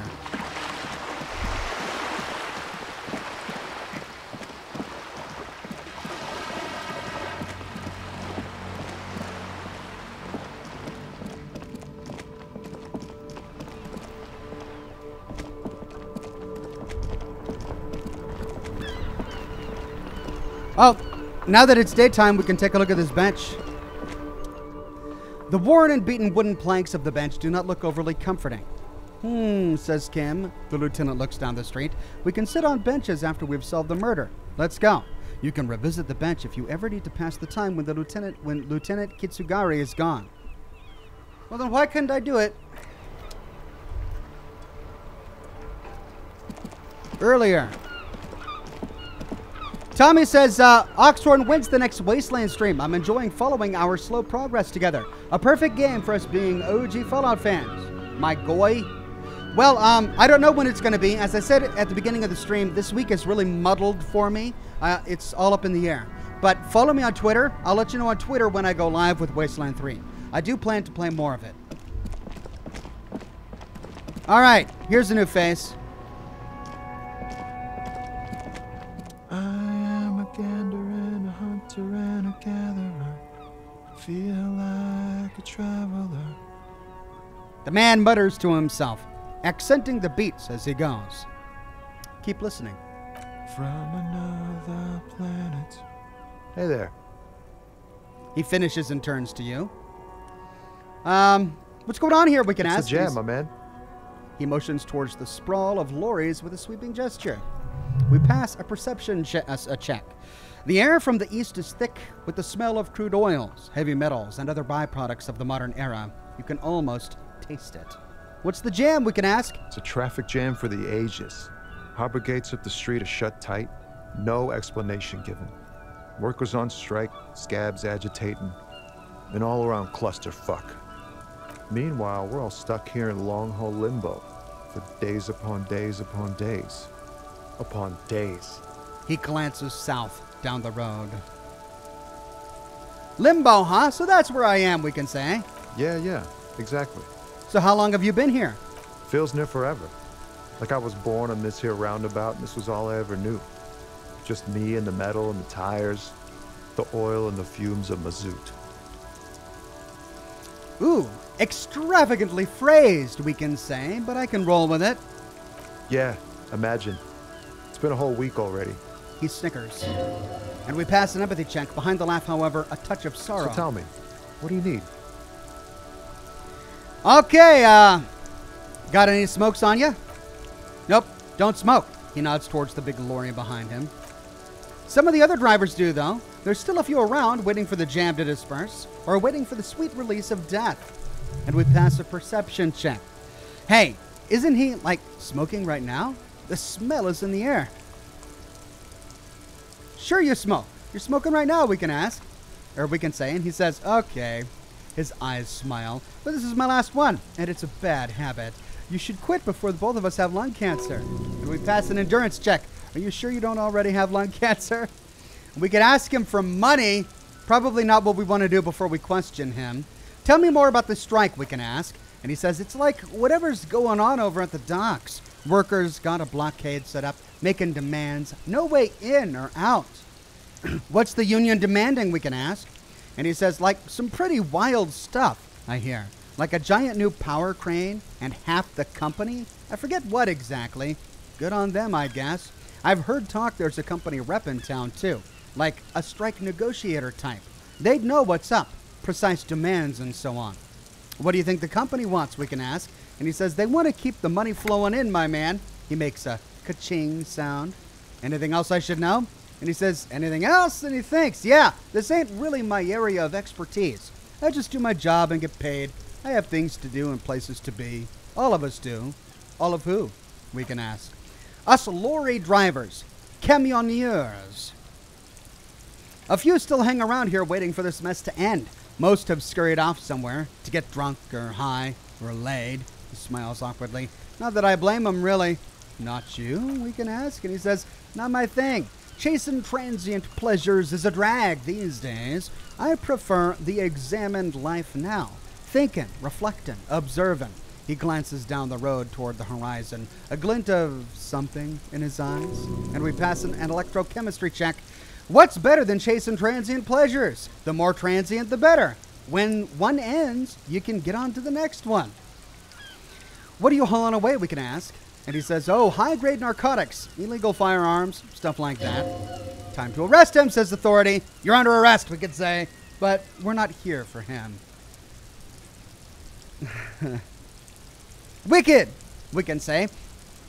I've always wanted a friend in the underworld. And he says, ha, no, I'm joking, my man. He grins. Faln runs a nice, clean business. This haul of cargo is mostly sporting goods, you know, tracksuits and that kind of thing. They usually get shipped to Grad and the Occident, though we've been making headway in the Il Maran market lately. Could I get one of those Faln tracksuits you're hauling? We can ask. And he says, we're pals and all, but I can't just freely hand out the merchandise. The bosses won't be happy. And we pass a physical instrument check. There's no denying it. Your body needs to feel the touch of some good performance wear.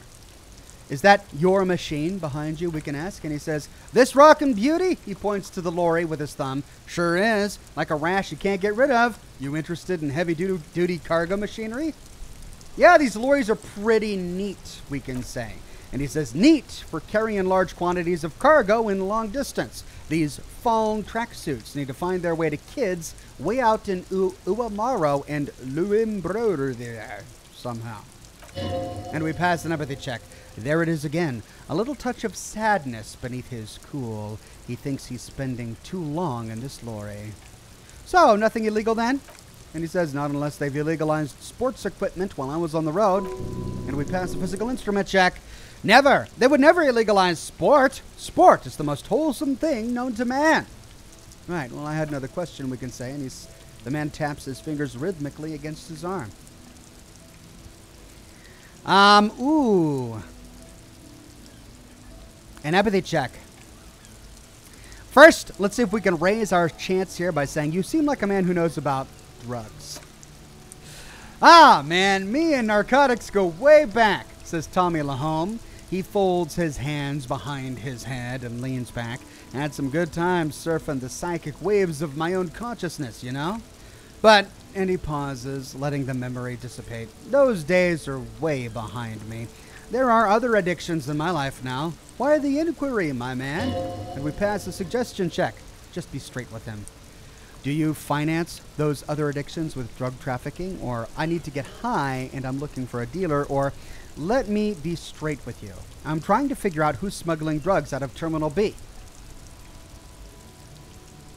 Suggestion, okay. The lieutenant steps in. We have a credible lead, sir. Someone on this roundabout is waiting for a bulk shipment from the harbor to load it onto the lorry and drive it to Jamrock. And he says, not me, man, no way. I don't need any trouble. Crap's bad enough anyway. This jam's got folks up in arms, and I'm afraid it's headed towards a conflagration. Wait, then why are you still hanging around, we can ask. And he says, gotta guard the stuff. Bosses don't look too kindly on missing cargo, and it gives me time to work out my rhymes. And we pass a physical instrument check. Working on these rhymes clearly leads to muscular atrophy. Make sure you don't get hooked on poetry. Why do you think, or who do you think, could be conducting the drug trade then, we ask? And he says, look, man, I try to stay away from the criminal underbelly of Revacol. I'm a guest here.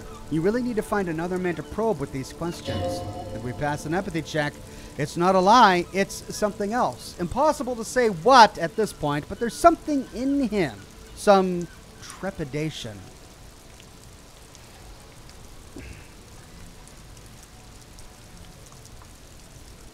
It's 58%. I'll try it. Yes! In his eyes, a half-familiar longing. Flecks of brown and gold. Familiar? How? It's hard to say. His gaze wanders southwest, down the street that goes beyond the horizon, and we pass a shivers check. The road continues for miles, flowing together with other roads, turning into causeways or bridges, ending suddenly in dead ends, or ramping up or down highways. It forms a crisscross pattern across the land. Where does it lead, we can ask?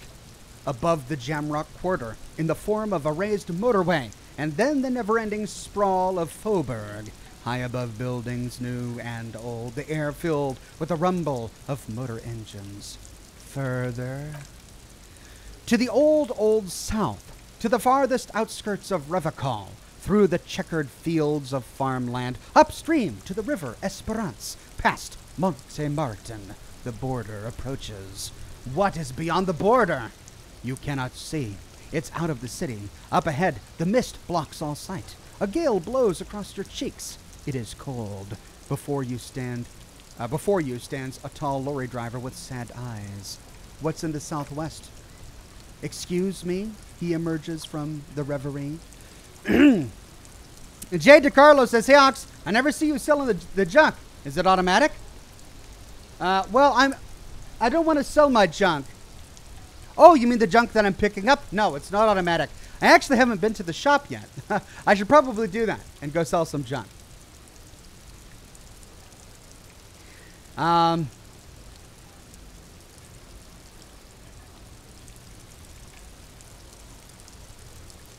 Let's try number 3. Hell, I get longing. I've felt something similar since I woke up. Man, he sighs. I don't know what to say. Not much anyone can do. There's no help in an absence, you know? I miss my family. They're all I have. My wife, a second kid on the way, waiting all the way in Diora. And here I am, stuck in this crap so far from home. Diora, we can ask. And he says, Diora of the Seven Seas. It's on the other end of Le Calou. Pretty much on another island called Laurentide off mainland. We've got a little place there. I can almost hear my kid laugh when it snows. What's it like to miss someone, we can ask? What's it like? Good. And bad. An ache that brings you joy. He smiles warmly. I think of them a lot. I dream up these silly scenarios in great detail of living with them. It comforts me. There is a pause and a sigh. Then he turns his eyes to you. What about you, cop man? You missing someone? And we pass an Inland Empire check. Is that what it is, this feeling? And we pass a half-light check. No, it's scarier than that. You're pursued by a hunter, smelling of apricots and sorrow and the past. I miss my gun. I lost it. We could say, all of this deep talk about longing and family, and what do we say? Oh, I miss my gun. That's probably not the option.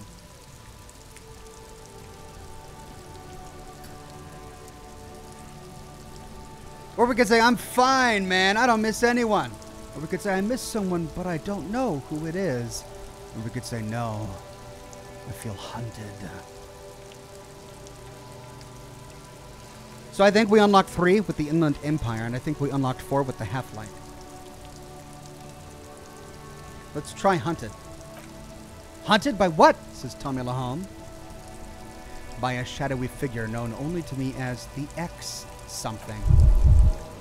We damage our morale. An ex-wife, says Tommy Lahome. And we pass a pain threshold check. A pain burns in your chest, radiating a crown of arteries on fire. Ex-wife? No, it's a sinister presence that hunts me across all planes of existence. It followed me into this world when I awoke. I think it may be a planar hunter. No, it's the great white ghost that eats the world.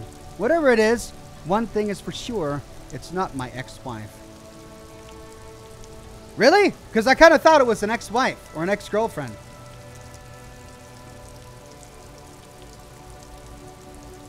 Let's try number 2. And he says, planar hunter? Wow, that really sounds bad. I hope that doesn't happen to my marriage. Oh, first, what is marriage, we can ask? And he says, man, who even knows?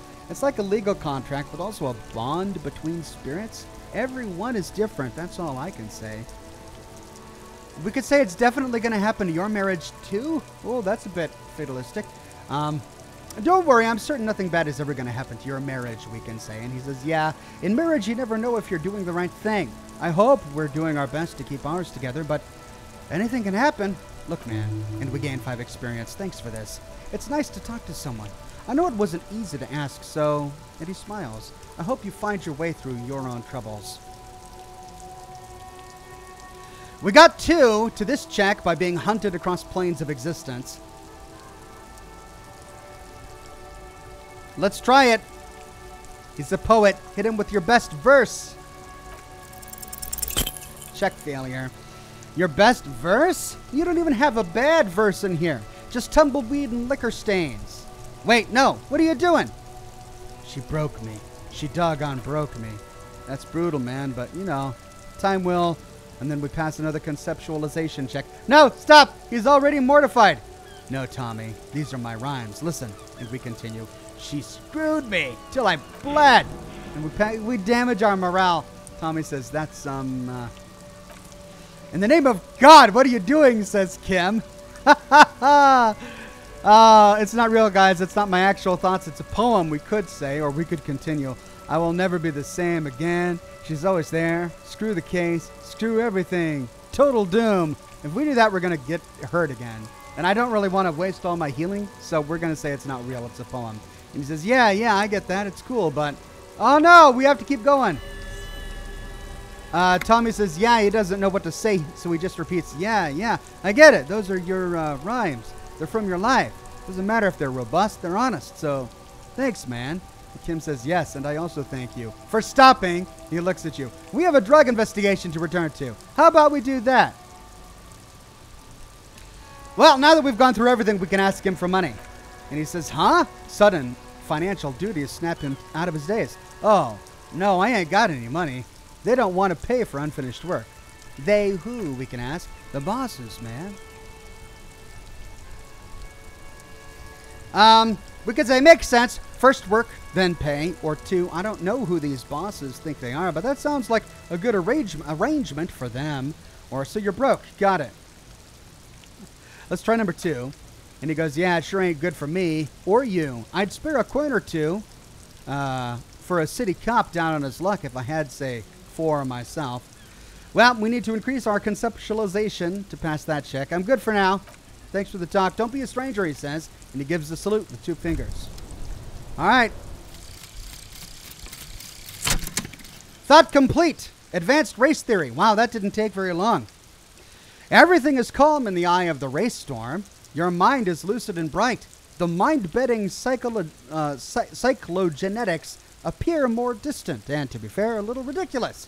The great race mystery has cleared up. All that's left to do is to verbalize your thoughts. Go and talk to Measurehead about your newly found insights. Learning cap for rhetoric increased or raised to 5, plus 1 conceptualization. The mystery is mostly aesthetic. All right. Well, when can we unlock one of these, doggone? Yeah! Let's unlock it. Can we unlock this one? Nope. All right, so which one do we want to start researching?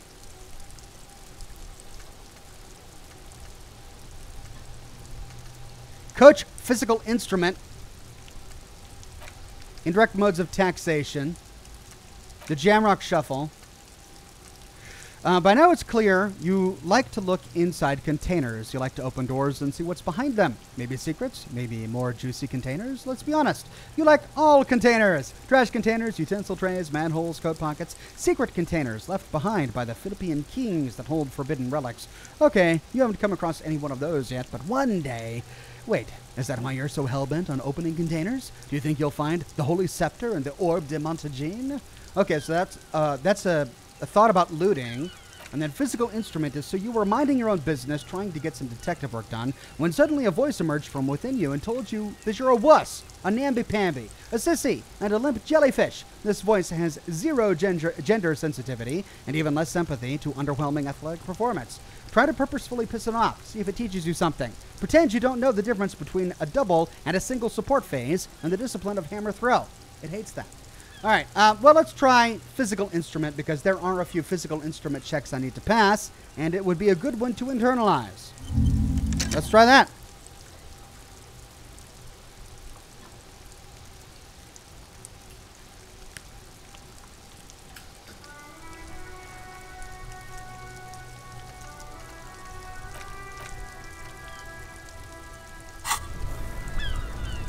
Okay, now, someone mentioned all my loot that I need to sell, and you're right, I do have a lot of loot to sell, so let's go to the shop. A shop we haven't been to before. And this guy's new. Welcome to Revachol, announces the rotund man. The remark isn't addressed to you, it's addressed to the lieutenant. He's a racist lorry driver, okay. Why are you addressing my partner like that? We can Don't ask. you welcome to Revachol me. My grandfather came here from a 3,000-year-old racist isolationist culture, while your ancestors came to this island a mere 300 years ago. Every school of thought and government has failed in this city, but I love it nonetheless. It belongs to me as much as it belongs to you. You tell him, we can say. It's men like you who keep Revachol divided, making it that much harder for everyone to climb out of this post-war limbo. So, we are in a limbo? Oh, come on, man. I just said welcome to Revachol. It's a lorry driver thing. I know exactly what you meant. You think my kind doesn't belong here, that I should watch myself and behave. But you see, I'm an officer of the RCM. It's actually my job to make sure you behave. I would advise you to remember that. silence. The air between them becomes tense. We pass esprit de corps. Your partner needs backup. Now's your moment to shine. Doggone A, Kim, I got your back. Give the lieutenant a punch on the shoulder. Or, well, I think we all learned something here, and we can smile at the lorry man. Or now that that's settled, we have a couple of questions. Let's try that. Let's try number one. You two make a cute couple. You know that? The lorry man spits, and we get an achievement. Goodest of the good cops. The lieutenant exhales and resumes his regular calmness. We pass an empathy check. You sense slight embarrassment for the outburst, or is it pride? Impossible to tell. Now that that's settled, we have a couple of questions we can say. Whatever you say, officers. He waits impassively, cigarette smoldering between his fingers, and we pass a perception check. He smells of heavy motor oils and his breath of high tar content cigarettes, probably Astra Whites. We pass an authority check. You could ask him to show you the soles of his boots. He definitely looks like someone capable of a lynching. Maybe he was present. Oh, we could show him the racist mug. I found this mug in the trash, and we can show it to him. Is it yours? And he stares at the yellow man mug, then suddenly he explodes. Ah ha ha ha ha ha ha ha. Oh man, that's great. Look at that guy go. Haven't seen anything that funny in a while. Is it yours, we can ask? And we gain 5 experience. Doggone, he wipes the tears from his eyes. Thanks for that, but no, it isn't mine. What was that argument all about, we can ask? And he says it's about biological determinism, natural law, the sorting of the races. He spits on the ground. What is it with race in this place? Like, everyone's got these weird philosophies about race. Not the most popular topic nowadays with the coalition in charge and all. You might want to change the topic, that is, bury your head under the sand like common sheep.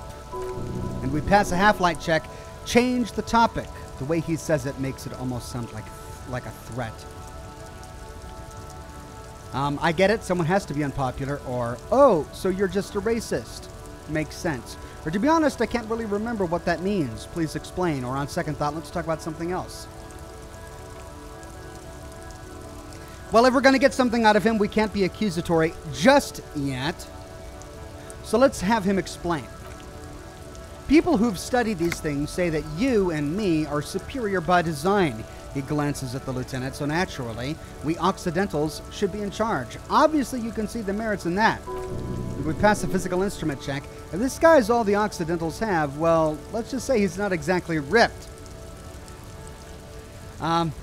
Oh, there we go. We can say, yes, I can really tell that you're a prime example of superior design. And he says, open your eyes. Haven't you noticed something different lately? An unfortunate downturn, maybe? When members of this superior race cease to believe in their innate superiority, they stop competing for resources. Okay, and we can say, and he says, this concerns you, policeman, so you better be vigilant. The damn something are showing up lately. Same with the mosquitoes. And the other intruder species, too. He throws a sharp glance at Lieutenant Kitsuragi. They're on the precipice of cultural victory. What is this cultural victory, we can ask? And he says, it's what the Kipts of Boogie Street are going for. Right under our noses, and the others, too, on the radio. Heard any chansons lately? Heard any motorettos or lighter? No. Dominating culture is how they plan to win. They say so themselves. We can say, and he says it's true. He pushes on. Also, you need to realize the dangers of mixing races. Who knows what might happen if people don't stay in their birthplace? You might end up with a new sub-race with unknown characteristics leading to extra competition. That's why you've got to control the offspring. Yeah, I think I can get down with racism, we can say, or yeah, I'm not down with this. Why don't you go screw yourself? Or, okay, sure, whatever. I'd really rather talk about something. Let's tell him to go screw himself. And he says, don't push your luck, runt. The man gives you a disgusted look, then turns his attention elsewhere, ignoring your presence. Whoops. Looking for something, runt? Huh? Coming to tell me to fuck off again? What are you hauling? Or wait, no, we did something else. Let me see the soles of your boots, we can ask. Been admiring the stompers, runt. He grins. Sure, I can demonstrate them. He lifts up to show you his left foot, then his right. We can look at the sole. On the bottom of the man's boots, you see an intricate tangle of treads with no immediately discernible pattern. And we pass a shivers check. The wind howls over the bay of Revachol, a cascade of cold air flowing through the city streets. Those same streets have left their share of scuff marks on the underside of your green snakeskin shoes. Is that a map of Revachol, we can ask? And we gain 5 experience. It sure is, says the racist lorry driver. Where did you get boots like that, we can ask? And he says, custom made. Cost me a pretty penny. And he rubs the back of his balding head. But why, we can ask? And he says, you'll see when the time comes, officer. He grins and caresses the side of his boot. True patriots carry Revachol on their very souls. Technically, you're stomping on Revachol every step you take, says Kim. And he says, ha, a condescending chortle. I knew you people don't understand poetry. What are you hauling, we can ask? And he says, not much anymore. I'm here to pick up some cargo, but the dock workers are on strike, so it's a sit and wait on your ass situation. Wait, how long has this been going on then, we can ask? And he says, the strike? They've been at it for a while. A month, 2 months maybe. He gestures towards the lorries, but this here is just the last week or so. What kind of cargo are you supposed to pick up, we can ask? And he says, apples. Apples, we can ask? And he says, yeah, apples. I take it. I take it you had other questions? And we pass a rhetoric check. But no, we fail a rhetoric check. He's given you the runaround. Let's be honest. You were vested.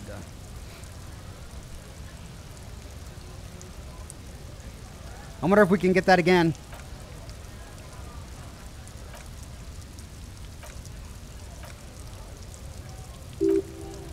And to fail it again. You're a lorry man, right? What's your stance on drugs? And he says, drugs? They're crap, man. I don't let anything pollute my body. He takes a long drag on his cigarette. Why not?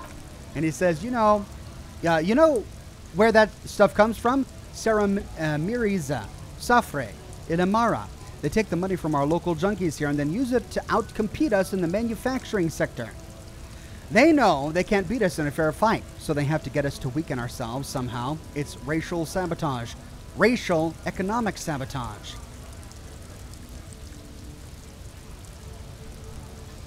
Wow, lots of options here. First, let's say, hold on, but they make Al Ghul alcohol in Ilmara too. I was told they do. And he says, I don't go for that foreign stuff. Proper booze is made in Mundi, or sometimes I like a dram of that Yugograd vodka. Kojikos ain't worth much, but they do know booze.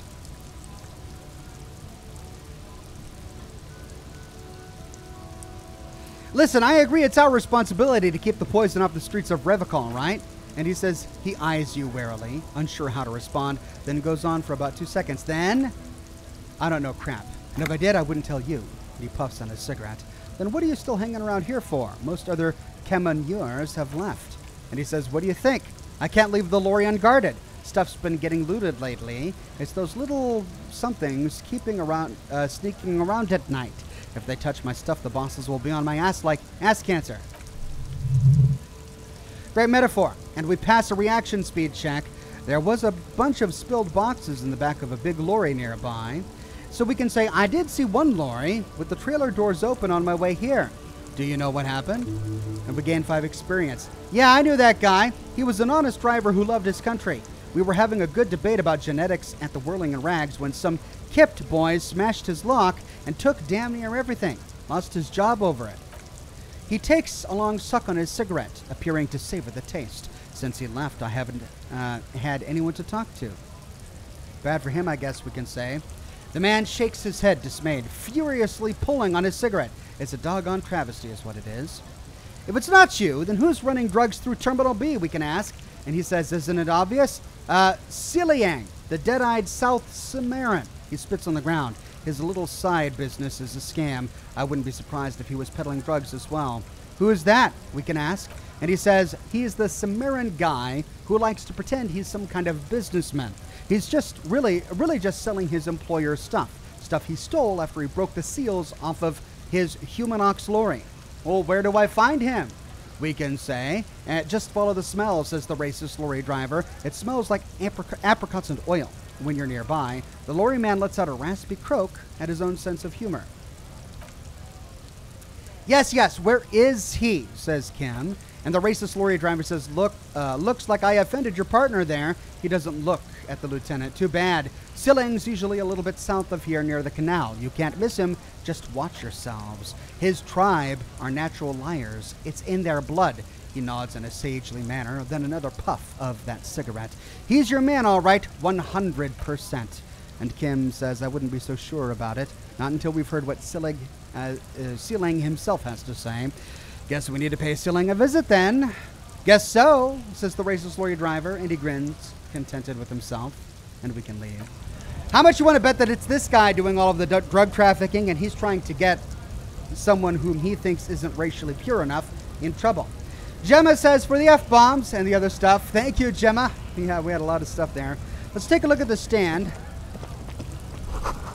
A glossy magazine, most able-bodied men. This issue hosts a top 10 list. And we have a thought here. Haha, welcome. Oh no, they're much hunkier than you. What? And we have another thought here. You shouldn't feel threatened by handsome men. Don't be silly. Jump Jams, a popular music mag. All right, let's go sell some junk.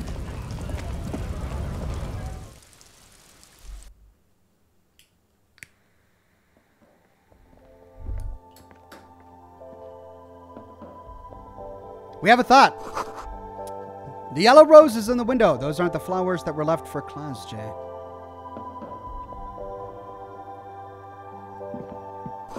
Yellow roses, dozens of them, tulips too. Bulletin board on the wall.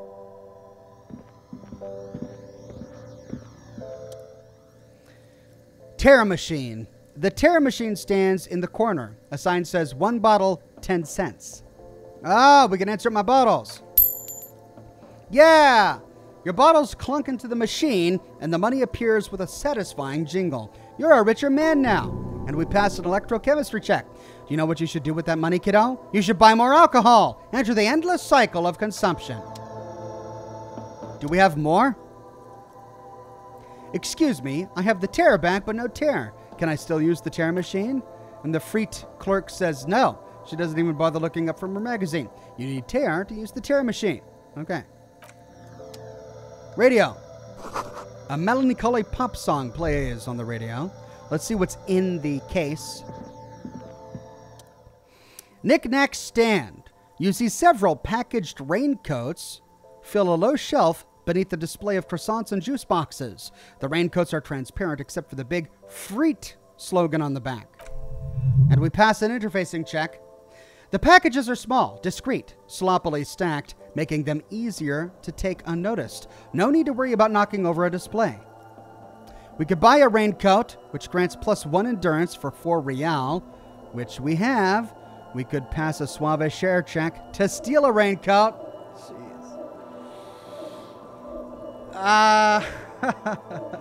Cop turned thief? I don't know if I can do that.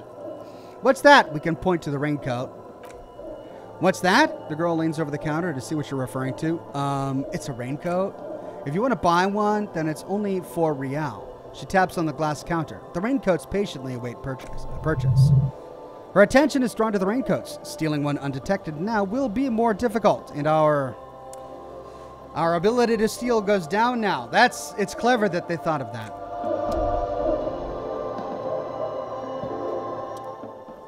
A small cabinet on the wall is filled with various medicine bottles, nasal sprays, and blister packs.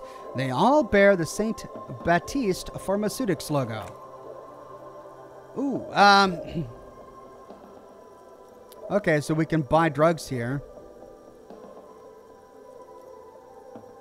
What do those products do, we can ask? And she says, I don't know. Let's see. Nosafed is a nasal spray. Duramine is a really good painkiller. Magnesium is a dietary supplement. Hyponogama is, and she stops. I don't really know what hyponogama is. I guess it makes you feel less crap. It's recommended for use after lots of partying, studying, or exercising. Can you be a little bit more specific, we can ask? And she says, and she chews on her bubblegum absent-mindedly. No, sorry, I'm not like a doctor or anything. Tutorial agent.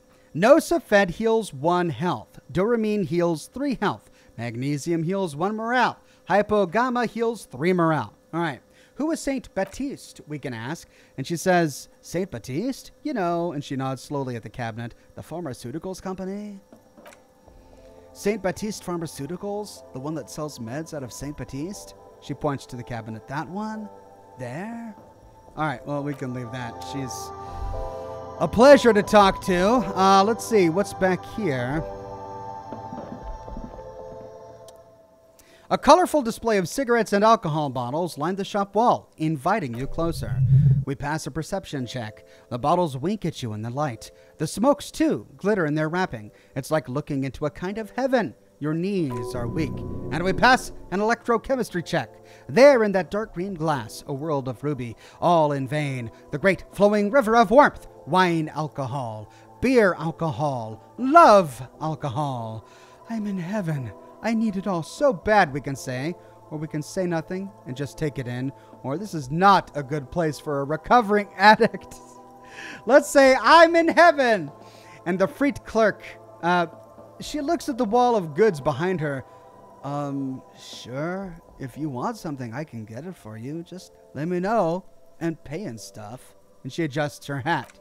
But I'm obliged to inform you that both alcohol and cigarettes damage your health. But I guess you already know that. And we pass an electrochemistry check. Know this. You will never finish your alcohol quest if you don't buy beautiful alcohol. Please tell me more about these products, we can say. And she says, the pale-aged vodka is special, I guess. It's stored in pale for a couple of years, which makes it super expensive and super strong. What is pale, we can ask. And she says, you know. And she shrugs, uninterested in explaining it further.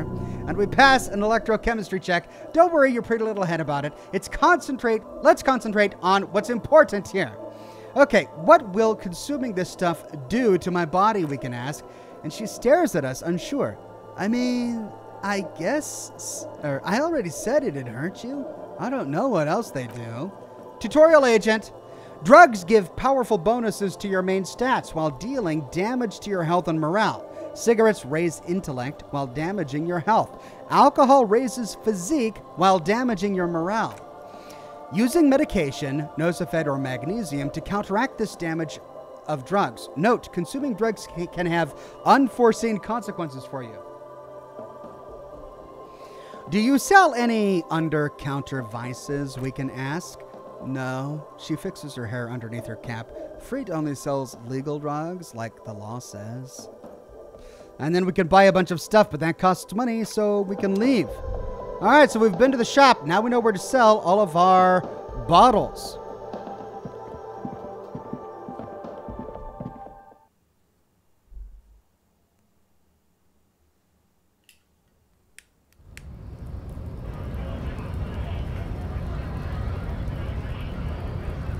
Okay, so we've got a big protest going on over here.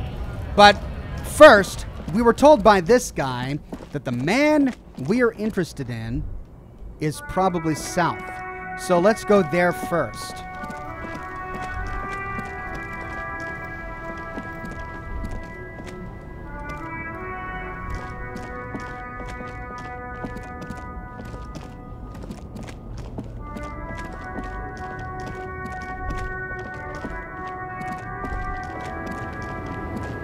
All right, this is the lady we talked to already. Let's talk to her during the day, see if she has anything new to say.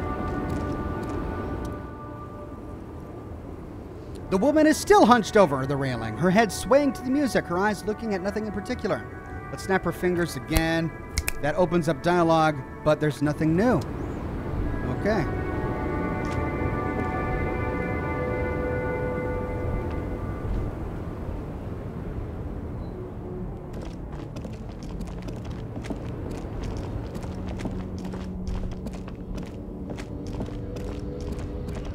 It just brings us back to the protest. All right, let's talk to this guy. Oh, we can't. Ooh, can we get up there?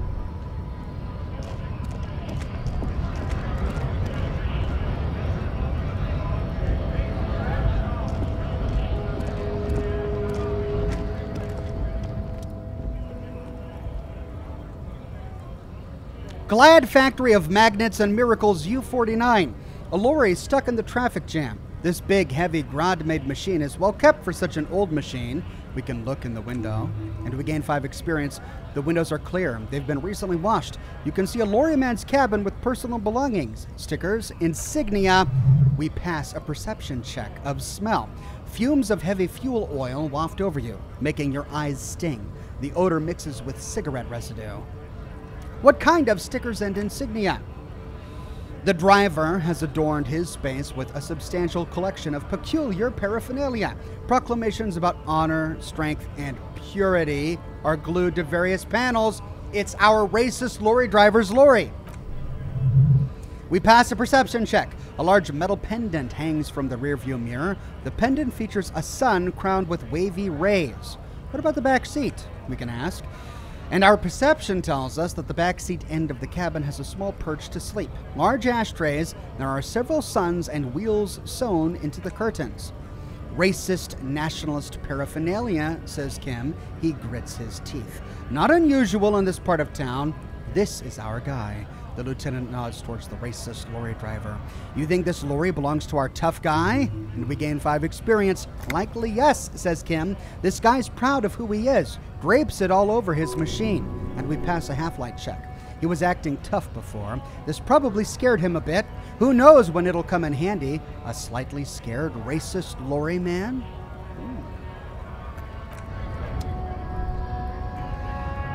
Okay, so he was trying to put us off the scent. The only other person to talk to down here is the woman. So let's see if something opens up. Now that I've talked to the racist lorry driver, we've already talked to her, but not before we talked to the racist lorry driver. So let's go through this.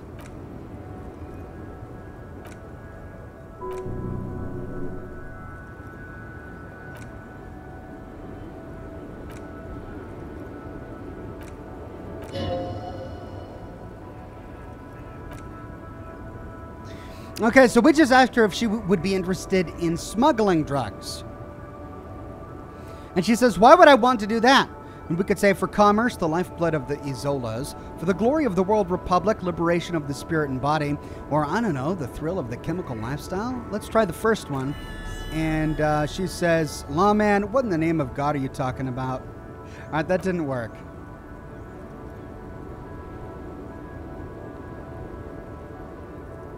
That's it, really, I guess.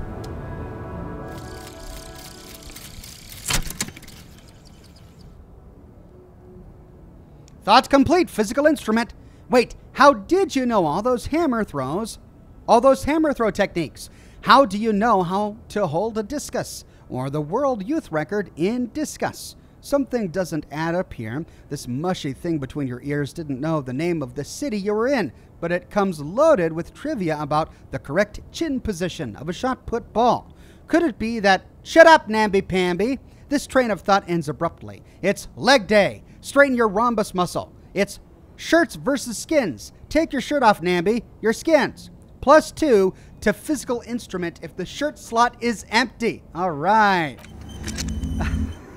Cool. All right, I've got...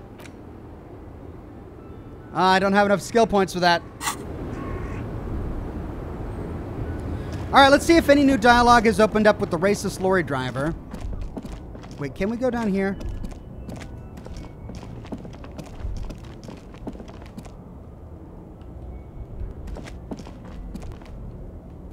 Nope.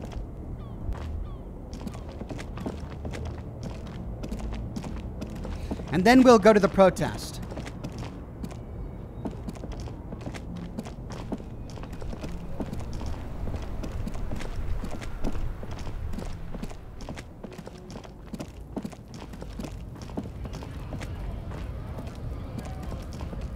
Looking for something, Runt? Huh? Coming to tell me to fuck off again?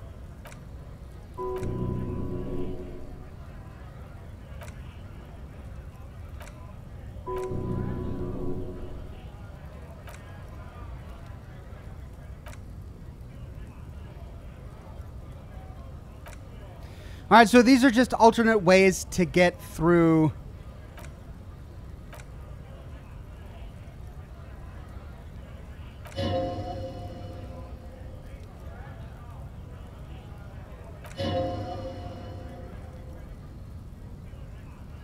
to get through the same conversation.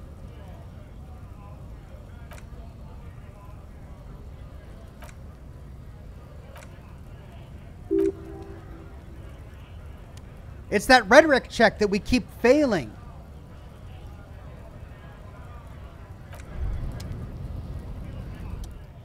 Endurance. It's clear you like the hard stuff, brother.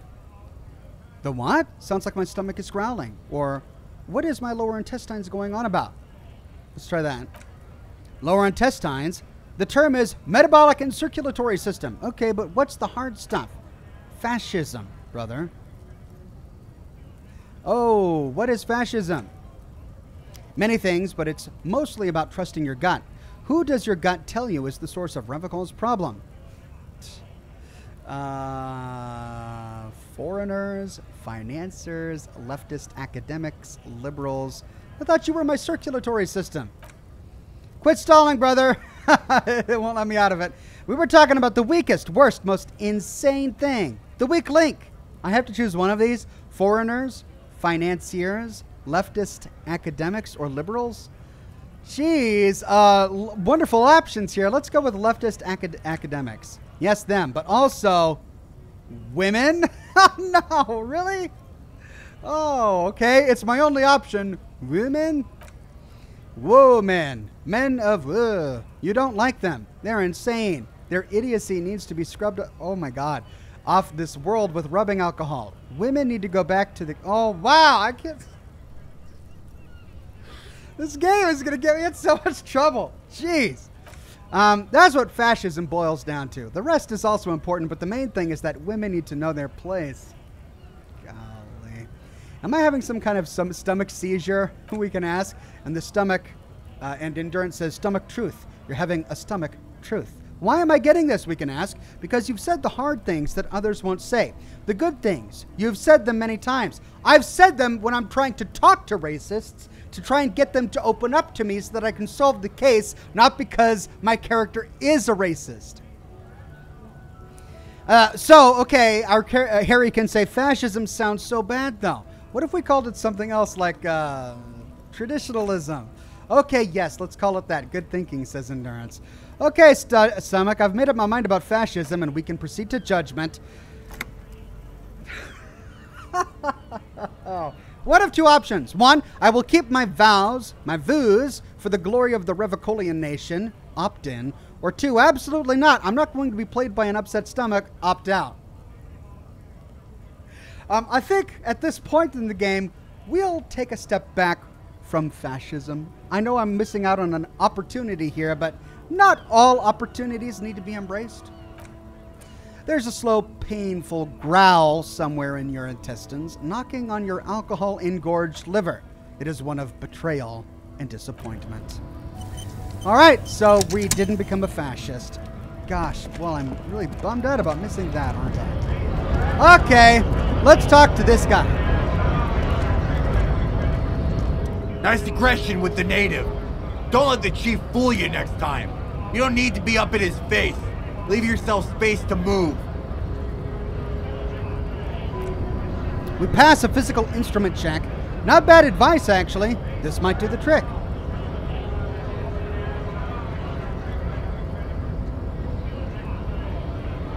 Let's talk about our right to work. What about it? Your right to work. You're to fuck with us? Be the honest worker down? Why should I? We're to fight for a cause. Stripes usually have problems with people who have causes.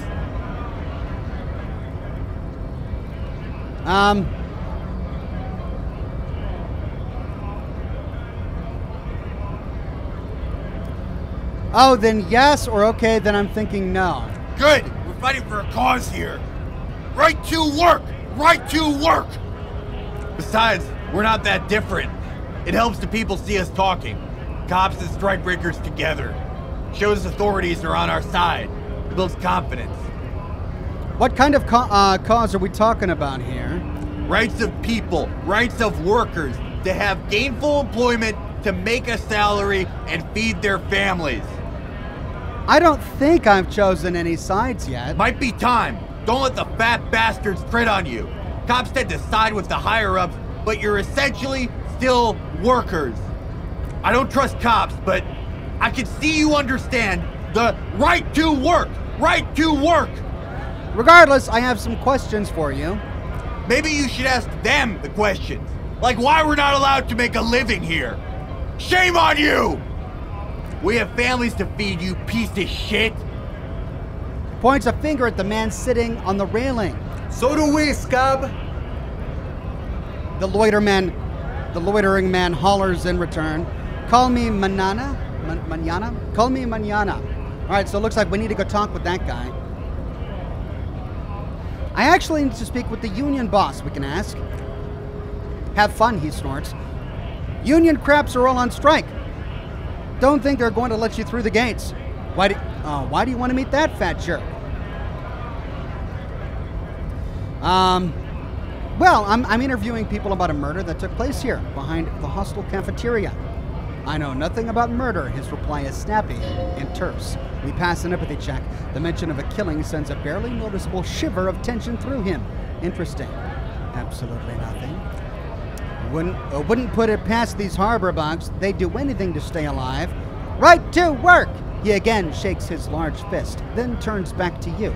It's shameful, cops doing nothing. You should bring backup. Open the gates for us. Blockading gainful employment for workers is a crime.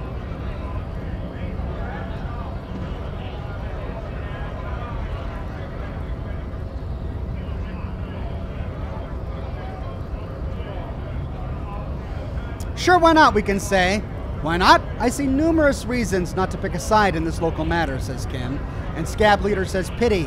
He turns around and bellows at the gates. Let us work! Oh, okay. Well, Kim didn't let us go for that one. Deuteronomus says, Detector jobs! Detector jobs! Thank you, Deuteronomus. What is a strike, we can ask? And he says, when a bunch of ungrateful, lazy cockroaches can't get their act together, decide to block honest work for other people. He shifts uncomfortably in his worker's overalls. What do the strikers want, we can ask? And he says, beats me. They mumble nonsense about boardrooms and workers' rights, while we, he raises his fist and starts shouting again, have the right to work! We pass a physical instrument check.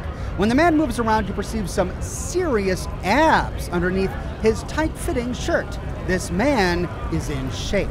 And we pass a composure check. There's something odd in the way he carries himself. His set of clothing looks vaguely mismatched. The different pieces of the attire seem ill-fitting. Ill-fitting, what does this mean, we wonder? And our composure tells us his shirt is far too small and an unpleasingly tight fit, while the overalls held up by a belt seem to fit a man with much more corpulence. You're wearing new clothes, we can say, and he ignores our question, choosing instead to turn to the emaciated workers, raising both fists in the air. The clothes are obviously not his. Could he be a plant? Who are all these strike breakers? And we can look around. Honest men and women with rights to work, to be useful, not toys for corporate interests. The man runs a hand through his steadily graying military haircut. We came here to help the harbormen run smoothly the harbor runs smoothly in time of crisis. If union jerks don't want to work, they ought to let those who want to work. Kim says, I have a question. The lieutenant looks him in the eye. Why do all these men follow your leadership? The Scab Leader says, you think they follow me because I'm big and loud? No, they follow the rules of the market, the rules of the economy, because they were, he starts bellowing, give it a job to do. We pass a reaction speed check. You've been talking to him for quite a while now. Something is up with this guy. Ask him where he's from. Okay, I gotta ask, where exactly are you from? And he says, what's it to you? Deep-set suspicion dripping from every syllable. Routine, part of the investigation. And he says, am I a suspect? His eyes narrow. Done no crimes. I only fight for the rights of people. Already got that. I'm interested in your background, we can ask. And he says, we're all workers, right? Workers stick together. Came from the eminent domain in Jamrock. Backgrounds in odd jobs, lifting, heavy lifting, cargo hauling, bouncer work. I know the drill. A bouncer? Where from? I frequent lots of bars. Maybe I know one, we can say. And he says, I worked at Territorial. ring a bell? So we called our bluff. And we're too dazed to remember any actual bars. Never heard of it. Are you lying, we can say? And we gain 5 experience. He squints at you. A little spark of violence gutters in his eyes. Then he blinks and turns to his men. We're done here. I have a strike to break. Right to work! Right to work! Shame on you! Hey, tough guy! I had more questions. He looks annoyed. Things are busy enough. You're going to waste more of my time? Maybe. The hulking man oozes stark skepticism. What exactly is your goal here? We can ask. And he says, we were promised work. He points to the gates. We'd be in there working if the bastards hadn't shut the gates. And you are unable to breach the entrance, we can say. And he says the main gate's locked. Would take heavy ordnance to bust it open. Could try to get in through the secretary's office. He points up the stairs, but the door's locked. The guards are blocking the way to the access panel. And I don't mean the scrawny mess punk either. He points at the dock worker idling on the staircase. I mean head monsieur, or whatever he is. Wait, head measurer? Yeah, the giant on the bridge that kicked your ass. Head measurer. Won't let the workers by. The access panel is right behind him. How bad could one guy be? You seem capable. And he says, bad. The man glares at us. Standing on a narrow bridge, he's got a strategically advantageous position. And he's trained. I don't know how the Union has a trained killer up there, but that one's no joke. And my men are tired and hungry. They're workers, not fighters. Have you ever considered storming in, like all of you? And he says, why don't you go arrest them instead? I'm sure they've done plenty of criminal crap. They have that look. And Kim says it would be better for the neighborhood if you went home, at least for now, if you can't get in anyway. And he says, no, they will give up eventually, or get drunk, leave the button unguarded, then we charge. The man rubs his jaw, a perfect, lightly bearded square edge. I need you to be my champion against Jean-Luc up there, we can ask. And he says, no. He slowly shakes his head. I'm not a fighter, I'm a worker! Okay. Now, there was something else in here.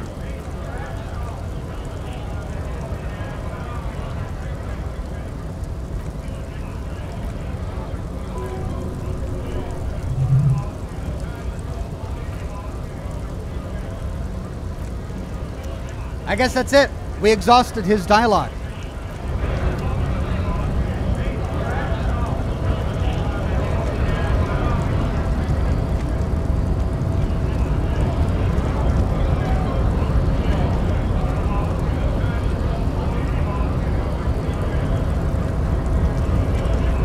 Scab?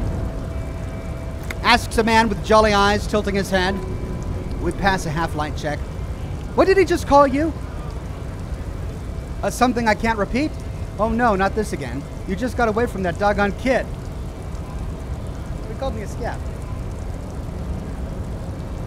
What exactly is a scab? We can a kind of a worm, content with mere survival. They come, they want to do our job for shittier pay, screwing over both themselves and us. Everybody loses. Hold on, where did they all come from? Beats me. Somewhere in the ground, I think. You don't seem to like them much. Gotta be bloody stupid or freaking evil to scab. Or I guess, scared maybe. But scared of what? Of who? He looks at the mass, squinting his eyes as if trying to ascertain what they're afraid of. Personally, I'd rather beg than scab. If the gentleman shouting on the street came begging, maybe they'd have gotten something. Have you tried talking to them? We can say with a nod. We've explained the matters, but they don't listen. This lot would be reasonable and go home if the big guy wasn't riling them up all the time. Okay, so I'm starting to think that the big guy is actually a hired goon. I mean, he's fit. He's wearing clothes that are new and don't really fit him. He's got a military-style haircut. I think he's a plant.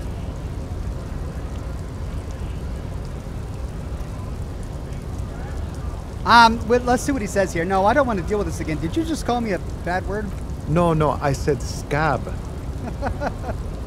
Josh Bunton says, scabs are the people who work during a strike. No, I know what a scab is. Like, I'm not my character here. He may be confused, but I'm well aware of what a scab is.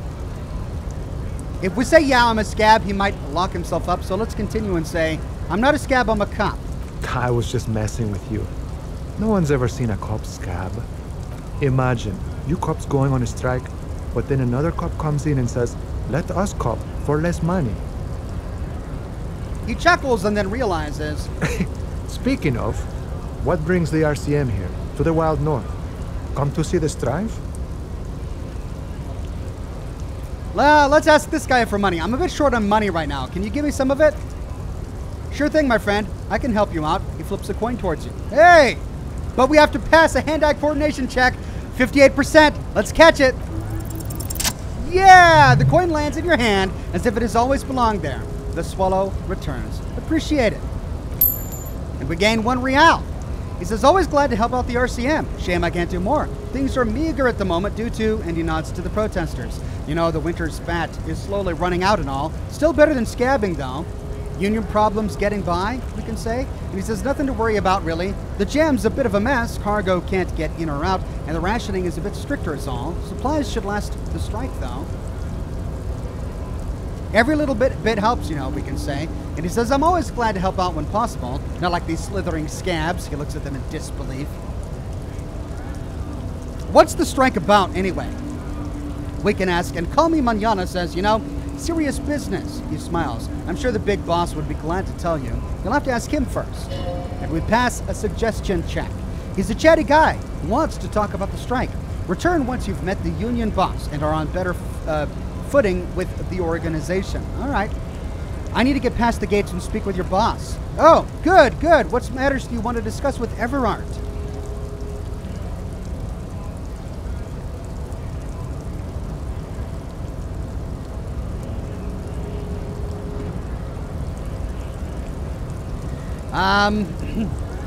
I can't discuss details of an ongoing case. So mysterious, he says. So intriguing. The man gives out a jolly chortle. Either way, the road in front of you is wide and open. Does this mean you can let me through the gate? And he says, I don't operate in that capacity. I'm not a granter of passage. He takes a swig and points up the stairs with his flask. The passage grants itself. And we pass an empathy check. Beneath the jolliness, he suddenly seems doubtful. That's simple. Just walk in. He says, aye. Walk right past the measurehead and go in. Measurehead. I think I met him, we can say. Yeah, the 2.5 meter tall Seminese supremacist up there.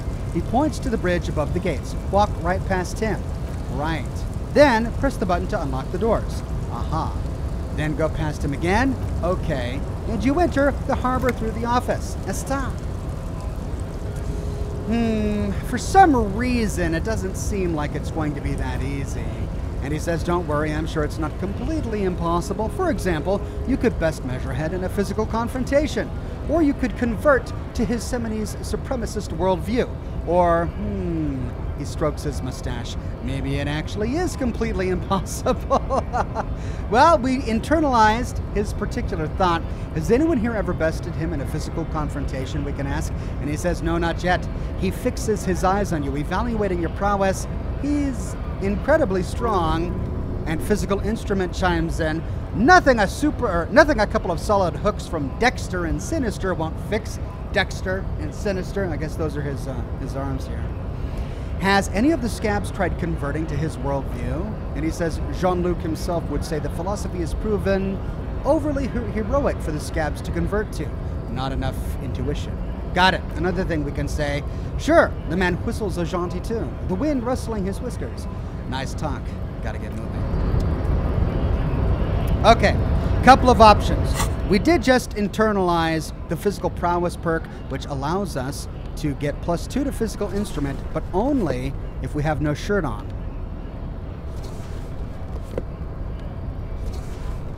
However, the shirt we had on gave us +1 to physical instrument.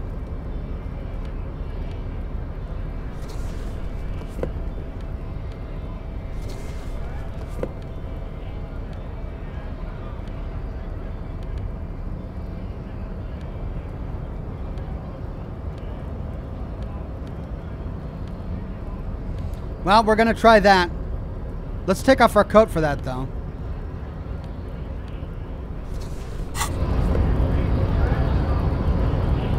We're now shirtless, just like a superstar.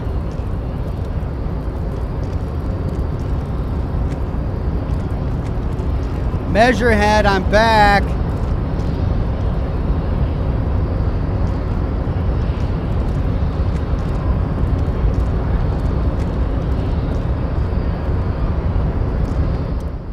The unpromising race pupil returns. Kim, what do you think about this? I think this racist is better than the last. The next racist will be the really good one. How do you know there will be a next racist, we can ask? And he says there always is. Race is reality, says Measurehead, and he nods approvingly. All right, let's try the 83%. 83%, because I'm going shirtless. Formidable, let's knock him out. Yeah! Oh! Knocked out the racist. Yes. Just like that, instinct took over. A solid strike straight to his throat, into the cartilage. You could swear you felt the soft palate break. Measurehead's the man is reeling, gasping for air. Time stands still around you. In the distance, the sound of the harbor is falling silent. And we pass a perception check. All you hear is a small gurgling sound as a trickle of blood appears on the man's lips. And we pass a half-light check. He's open. Rip into him. Right hook. Escalate it. Get intimate with him. Bring the hurt closer. I mean, I already knocked him out. Do I really want to pummel this guy? I don't want to kill anybody. I just wanted to knock him out of my way. We could rip into him with a right hook. We could back up and perform a 360 flying spin kick. Or we could say, wait, what should I do? Measurehead says, don't wait. You've only got a millisecond. He's coming to. Time is breaking loose from the stupor. His left hand curls up into a fist. Composure. Easy check. That fighting pose. Watch out. He's expecting the hook. Spin kick.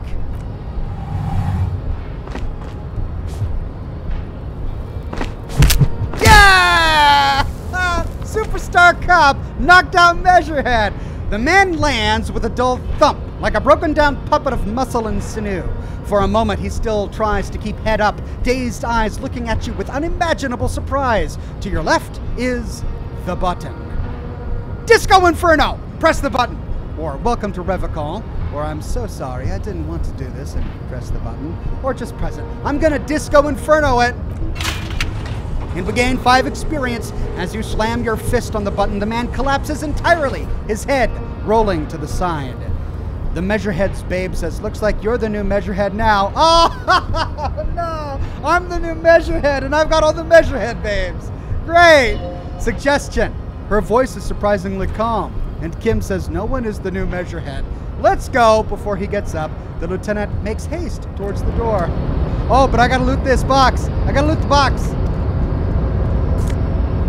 Take all. Oh, yeah. Can we talk to the downed Measurehead guy? Yeah, let's talk to him. Anything new? Oh, they're going to do this really slowly, aren't they? The man is still knocked out. He breathes slowly and steadily. Okay, well, at least I didn't kill him. And I didn't have to convert to his racist beliefs. Oh, but wait, I internalized the thought. Does that mean my guy's a racist? Advanced race theory.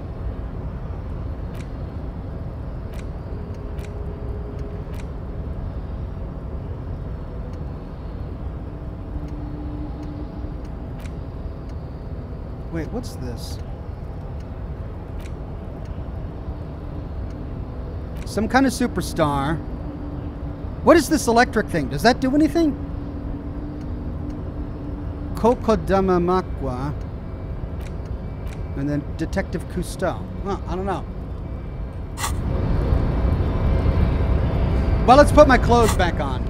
I took my clothes off to beat him. All right, this gives me +1 to physical instrument. This gives me +1 to physical instrument and shivers, but -2 to authority. And my authority is already pretty bad, because I've already got -1 to authority. So let's not do that. Instead, let's put +1 to physical instrument. Or do I want it to drama? Or esprit de corps? This is drama and electrochemistry. Yeah, let's put that on. Oh, but that's a jacket. That's empathy and hand-eye coordination. All right, so let's use that jacket. And that's electrochemistry and reaction speed. That's savoir-faire, and electrochemistry. That's +1 to conceptualization. Well, I guess we're going to put on the white tank top and my good old jacket.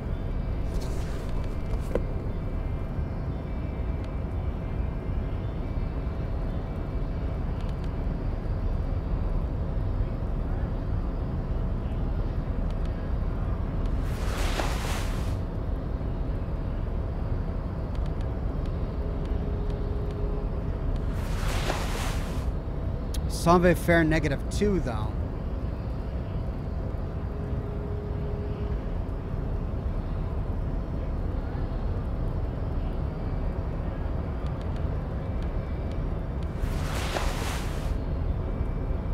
Okay, I think this is probably the best option. Interfacing. The pockets of these new jeans are perfect for sticking your hand into. Makes you look cool, calm, and collected. As your hand enters the pocket, your fingers brush against something soft yet crinkly. We can take the item out. Hey, new item gained, apricot gum wrapper. Hey, it's chewing gum wrapper. It reminds you of the fruity juice of apricots. You should inspect it closer if you have time. Something about the wrapper's texture is familiar. And we pass a pain threshold check. Not familiar in a good way, you might say. There's pain in there somewhere. Pain? In a bubble gum wrapper? Apricot chewing gum wrapper. There it is again. The scent of apricots with a touch of cinnamon. Smells like the end of some distant summer. The surface of another planet or some ancient temple. Ancient temple? Yes, from the height of antiquity. A long, long time ago. Millennia ago. On an island of time you can never return to. End of summer? The sun sets into the sea, but the water does not boil. Instead, it turns to liquid gold. For a moment, the world's store of precious metals seems to increase dramatically, and you are rich. There is a movement next to you, the shuffle of a small coat, warm like the evening, but when you turn toward it, there is nothing there. Where did it go? Why are you talking to a gum wrapper? We can try to take a deep breath. Bitter, citrus, sweet. It seems to grow stronger, like a glow, with every breath you take. Thought gained. Apricot chewing gum scented one, until a blossom of skin and flower petals erupts in behind of your closed eye. Erupts in behind of your closed eyes. It's awkward. Made of toffee, cream, and distance, you just had to take a dive. Feels so familiar, says Inland Empire. Put the wrapper away. Okay, it looks like there's something new for me to internalize. Apricot chewing gum scented one. You have found a trace of entity who's been stalking you across the plains. The gloom stalker, the conglomeration, the shadowy organization behind your downfall, possibly connected to the dreaded X something. Granted, it is impossible to determine its true identity, but you can remember where you first smelled its treachery. Yes, use the Tutti Frutti gum wrapper. Reconstruct the day you first breathed in her untrustworthy atoms. Can we unlock it? Not yet. Oh, that's the one I'm going to do, though, when we can.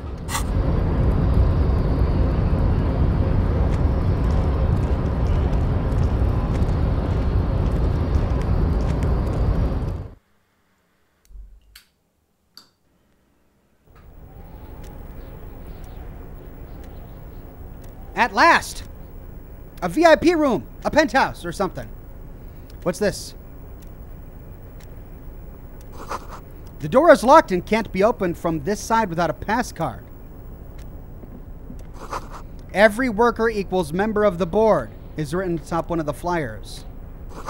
This is a Dewey typewriter. The model name is on the back. Hey. Take all. Item gained, Lejardin postcard. This laminated postcard offers a glimpse across the river. A little more than a decade after the war, the eastern bank is already fully renovated. The hillsides are lush with gardens and residences. Someone's parked a small beige airship by one of the fountains. The postcard will sell for a pretty penny. 4 real. Hey. A standard office file cabinet. The drawers seem locked. Someone left the coffee machine on. Ooh. The dark liquid in the pot looks almost sentient. On second glass, someone has forgotten to properly close one of the drawers. It's unfortunate for the union to just leave their paperwork lying around like this, says Kim, and we pass a esprit de corps check. Let's see what's in, he thinks. We can open the drawer. The drawer opens smoothly. Inside is a well-organized selection of brown folders. We can browse through the brown folders. Hundreds of documents containing logistical data. Two kinds of transactions stand out. Materials coming into Revacol from the outside world, from Mundi, Grad, and even Illimara. And the same materials being handed over to the companies inside Revacol. Kuran, Coal City, La Delta, and Jamrock are listed among the many districts where the imports are being sold. Anything interesting? It's hard to make sense of this thicket of company names, dates, quantities, and percentages. You try to focus, but the lines are getting blurry. Ooh, volition. Force yourself to go through the folders. First, is there anything that allows me to increase my volition?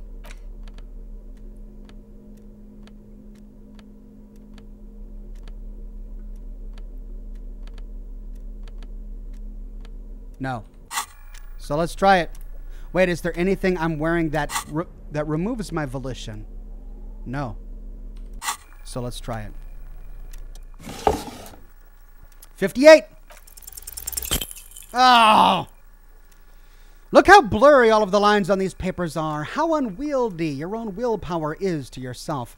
You're like an absurdist Sumerian monk, focusing through, not focusing. If I let my eyes go completely out of focus, all shapes start melting into each other. Is that what you're doing with those folders over there? Yes. Right. Lieutenant's expression stiffens. This is probably not relevant to our case. After all, we are not investigating an accounting mystery. And it's locked.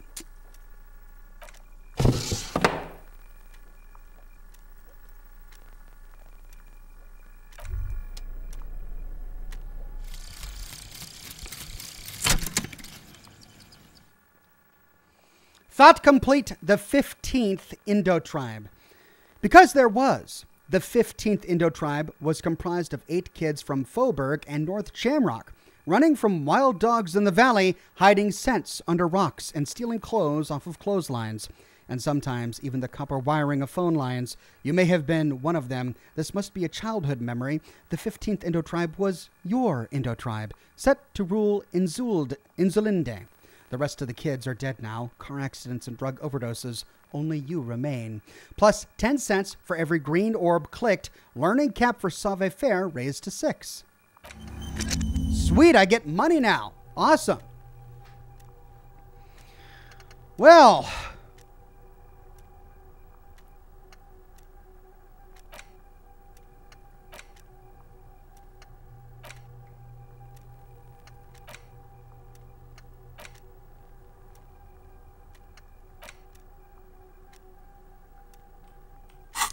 Let's keep exploring. Something in the bathroom. Take all. Hey! Neat office shades. Ooh. +1 to visual calculus, -1 to drama. Right now I've got flip glasses, the auditor, +1 to logic, -1 to authority.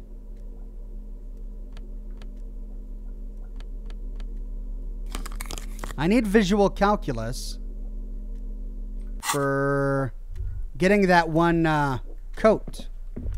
So let's try that for now.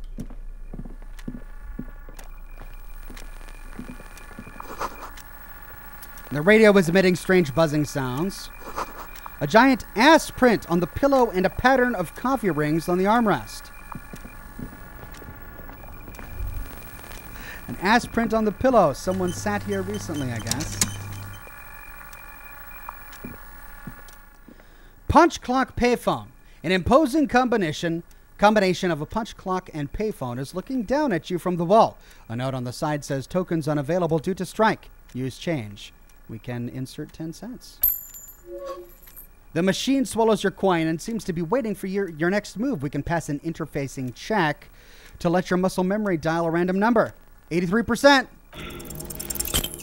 What? Man. Ugh. It's unclear whether you actually have muscle memory. Right now, your finger is just drawing vaguely occult patterns in the air. Useful patterns? Undoubtedly no. Well, I might try this again later. Sure, why not? Muscle memory is a tricky thing. And then we pass a physical instrument check. Nothing tricky about that. You just do, fail, repeat until it works. All it takes is motivation and practice. Well, it's locked for now, so we'll leave and go upstairs.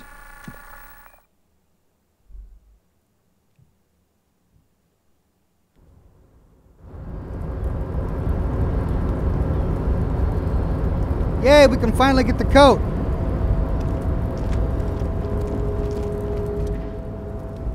The tarpaulin cloak is still hanging from the railing. The white rectangle of the Revocol Citizens Militia is clearly visible on its back. We can grab the cloak. Item gleaned, policeman's cloak. As your fingers touch the tarpaulin, it almost feels like the cloak wants to deliver a message of comfort through your fingertips. Esprit de corps, I will shield you from the elements and give my life for yours. That's what the cloak is relaying. 1 to esprit de corps, -1 to shivers. Jacket is 1 to empathy, 1 to hand or...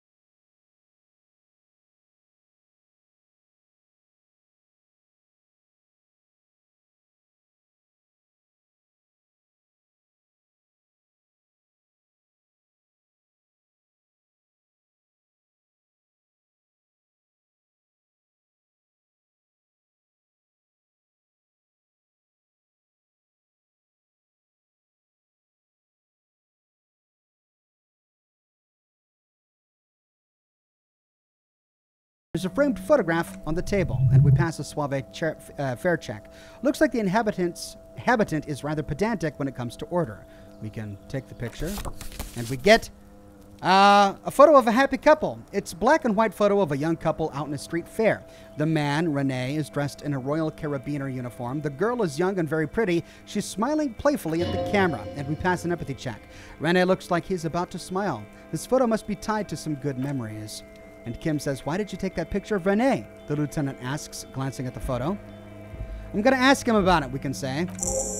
And, "You're really interested in that old soldier?" He marks, surprised. "Not sure I understand your fascination, but sure. As long as it doesn't take up a whole lot of time, then we can have a seat and rest."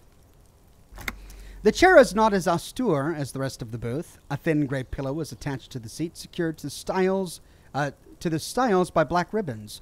We can breathe deep. Stale air floods through your nostrils. Not a single mote of dust floats inside your lungs, though. The inside of the booth is immaculate. We can breathe deep. The exact same thing happens. We can search for a little something something to help you out. The drawers are empty save for old timesheets and receipts. One small box, however, does hold some cheap painkillers. They are slightly out of date.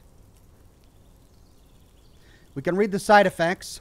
Oh boy, where to start? Elevated risk of dementia, mini strokes, prophet's disease, sudden death, hair death, erectile malfunction, critical flatulence, watery blood, black mucus, uncontrollable weeping, increased sensitivity to l'opera, intolerable joint disorder, total spinal collapse. Maybe this was a bad idea. Kim, would you mind if I helped myself to some meds? And the lieutenant shrugs. I'm not here to tell you what to do, detective. We can take the painkillers. We get some Nosifed. We take the painkillers. They are ours now, and we can get up. You stand at the exit to the booth, and we can leave. All right. Now, there is a staircase down, but it's broken. Is there anything else here? Nope. Okay, so this is a dead end. Looks like we got to go this way. Thought. All around you, great machines in quiescence.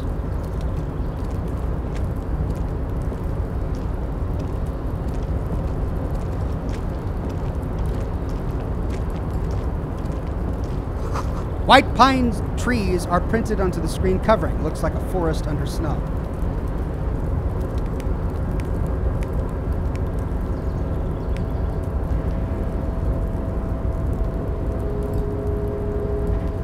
Cigar is almost out of itself.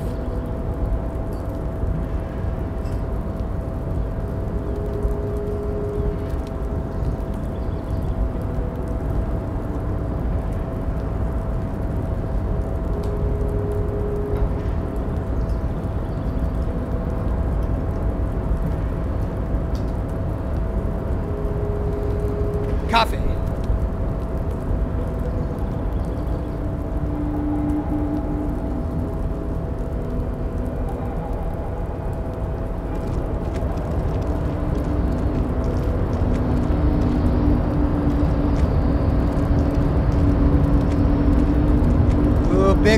Big red button. What do we do with the big red button?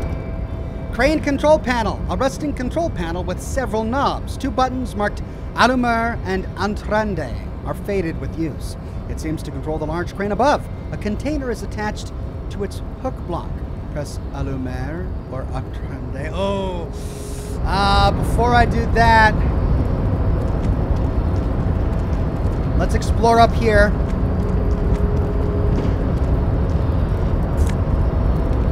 Free money. What's this? You see faded industrial lettering on the platform. Kvalsund. Okay, looks like I can eat too. Well, let's see if we can lower this.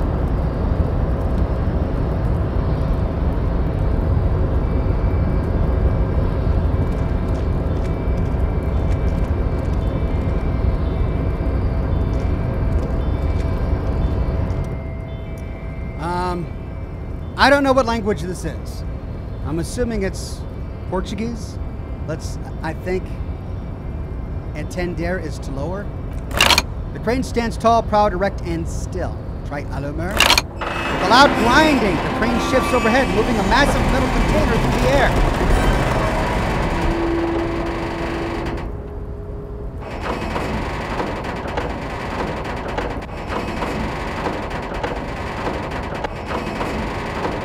Is this our evidence of drugs?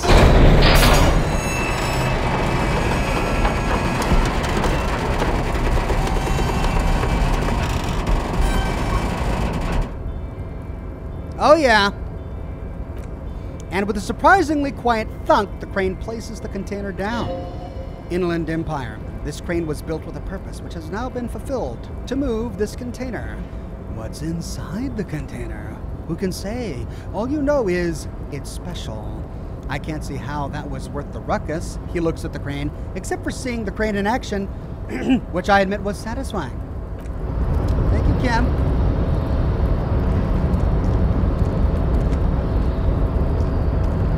Let's find out what's inside.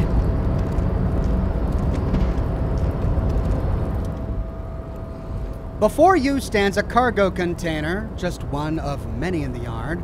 Kim, I think there's something about this container we can see. The lieutenant's size. Is this like your thing with that wall again? I like how they connect all of the different things that we do in the game. Maybe, I can't tell. I think we should investigate further. You do? Because I don't. What? Why not? There are a million containers here. Why are you fixating on this one? It was hanging from the crate. I don't know, Kim. It just feels special. Maybe there's contraband in there. You're right, it's probably nothing. Let's try contraband. The lieutenant considers this for a moment. There may very well be, but we're not here to look for that. We're not here to interact with the containers. We're here to interview the union boss. We can knock on the door. No reply. And we pass a perception check. The knock produces a hollow ring of metal. Doesn't sound like there's anything inside the container. We can open the door. You attempt to turn the handle, to no avail. The doors seem to be mechanically locked. To your left, the lieutenant considers your actions with some puzzlement, and we can leave. Great! What a payoff!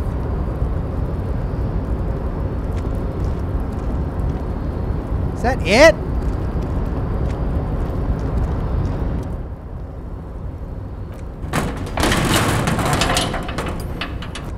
If it's mechanically locked, then we need to find a key.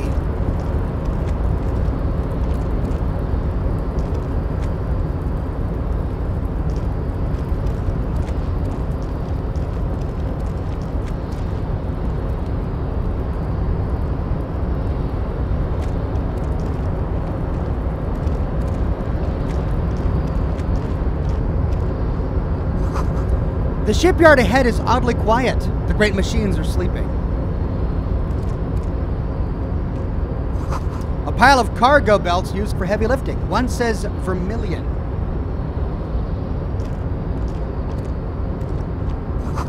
This speaker tower is silent. There is no work to organize in the yard below.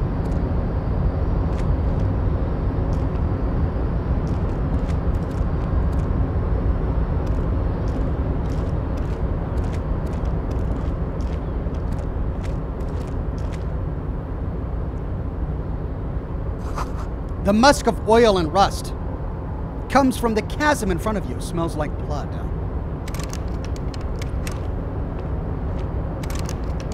It's locked.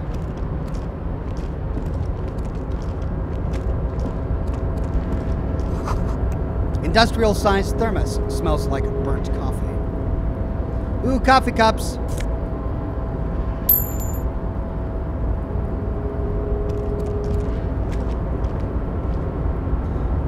Sings container.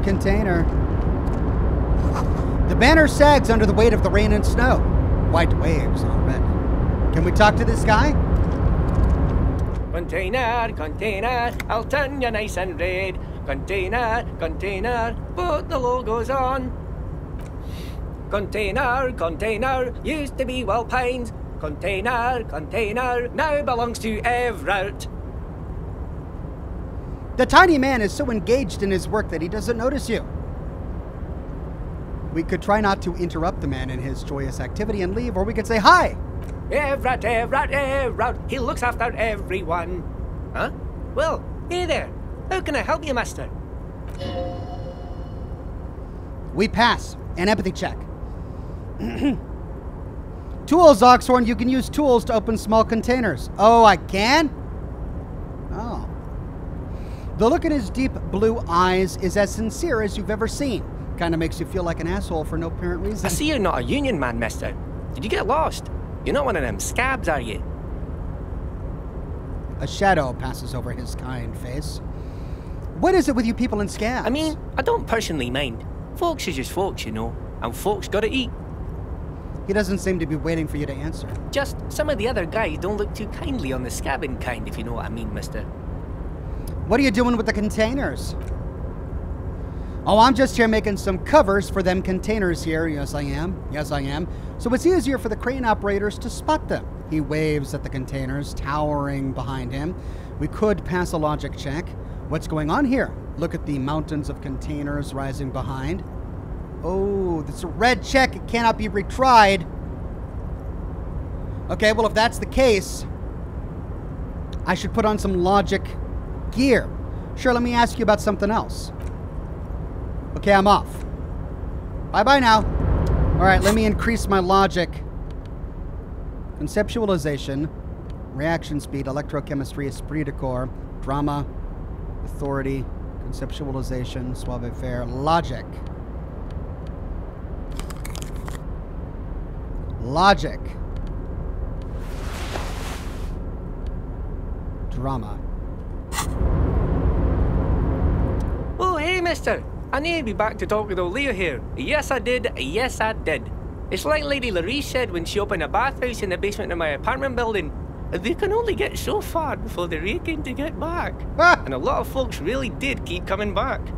Well, it's a bathhouse, so yeah. Leo, in the future, can we keep this greeting shorter? No, I don't want to keep it shorter. I like Leo. I've got more questions, Leo. We can go back to the containers and try to pass the check. 72%. The containers in the yard are green in Wild Pine's livery, and the mountain rising behind Leo is all red in Union colors. It's like some red infection was spreading outward from the container yard's core, and we pass a perception check. There appears to be cisterns beneath the Union container covers.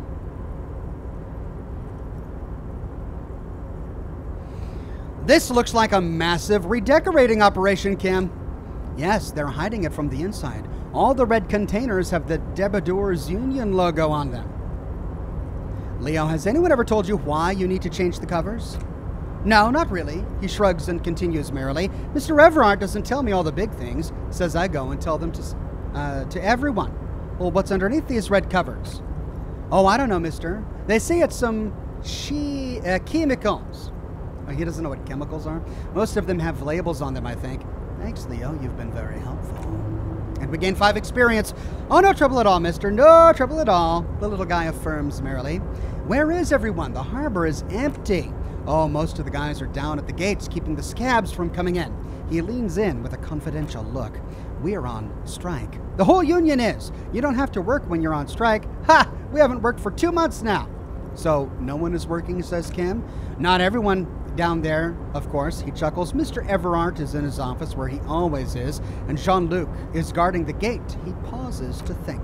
But Titus and his boys got into some drunken trouble, and Everard sent them on a nice vacation for a week or so. He stops, but seems eager to tell you more. What trouble did Titus and his friends get into? Oh, I'm not really supposed to talk about that. That's union business. He smiles and leans closer. Him and his boys stirred something up in town. Probably drank too much and got into a fight or something. I heard Mr. Everard telling them to take some time off, and we pass a suggestion check. Don't go all bad cop on this simple, friendly fellow.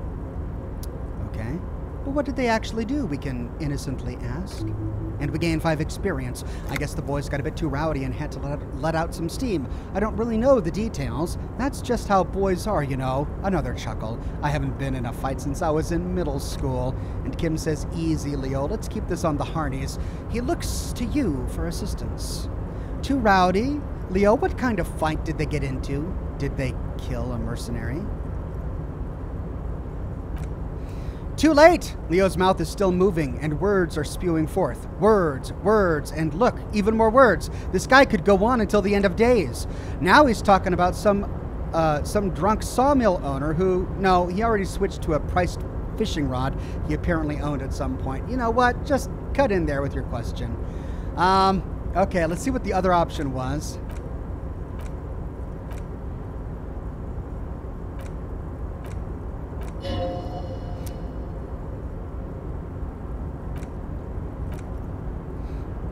Okay, Leo, let's hear about this fight you got into. I remember I was the runt of the class, he laughs merrily. The bigger boys always used to pick on me. You see, I had a bit of a temper back in the day, flew off the handle like nobody's business. But Mr. Everard and his brother always came to help. Once they beat old Noel Becker so bad he needed stitches on his head. He chuckles again. Noel never started another fight with anyone after this. Mr. Everard and Mr. Edgar are real nice guys, mister. You should go talk to Mr. Everard. I'm sure you'll be good friends. He's friends with everyone around here. The little guy starts coughing. Okay, let me get another cigar.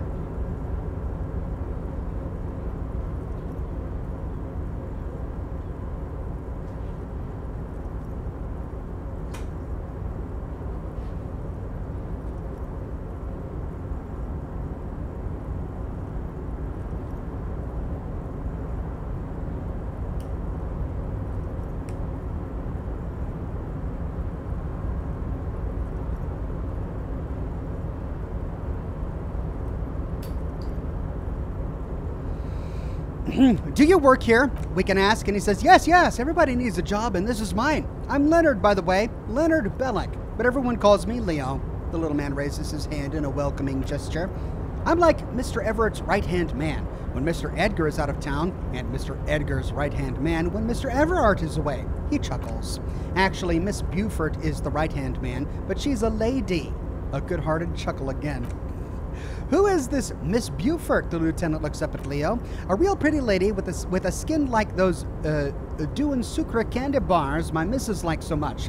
Them are real nice to suckle on once the dinner is done, and me and the missus sit down beside the radio.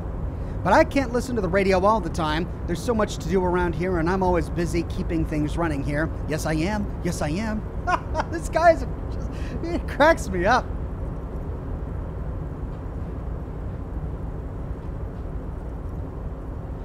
Hold on, who's this Miss Beaufort you mentioned? And he says, oh, Lizzie, she's a real sharp tool. Mr. Everard put her through some fancy school and everything, east of the river. 4 years she was gone, and when she came back, she was all fancy and lawyerly. But she's a real nice girl. Grew up in this here neighborhood, knows everybody, and gets along with everyone. Real pillar of the community one day, I'm sure. And we pass an empathy check. For a fraction of a second, there's sadness in his eyes. He goes on, if me missus and me was to have a child, I'd be really happy if she turned out like her. But she can't have kids. Dr. Lemaitre said so, and she knows about such things. Been a doctor for almost 50 years, she has. He sighs and falls silent, watching him meekly with his blue eyes. I think you're doing a great job around here, Leo, we can say. Yes, this place really seems to run like clockwork. Keep it up, Leo. The lieutenant smiles at the little man. Well, thanks a lot. Coming from you, it means a lot, really. You didn't think it was possible, but the smile became even wider. Sometimes I feel like some of the guys don't really get how much I bust my ass for them here, but you guys are all right. And we pass an empathy check. The white rectangle on your clothes might not mean an awful lot in Martinez, but the recognition from an authority figure made Leo's day. What's that container over there? We can point it to the container suspended from the crane arm. Oh, that one. He looks at the container. That should be empty as far as I know. Lots of containers here have nothing in them. They're just waiting to be loaded up. Told you, said Kim. Ah! I'm looking for the leader of the Dock Workers Union, we can say. Oh, you want Mr. Everard then? He's an awfully nice fellow, he is. Him and his brother are both nice fellows. They've lived their entire lives in this here neighborhood. He coughs, then continues immediately.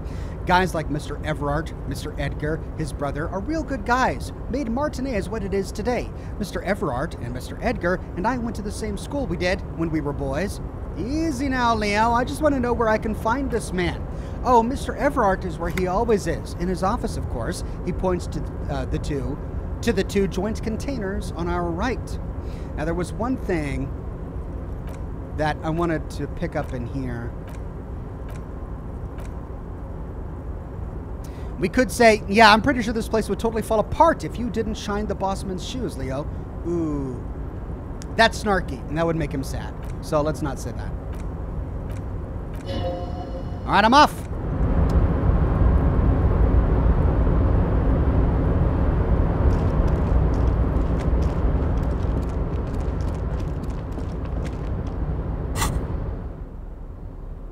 Okay. So if I have a tool in my hand,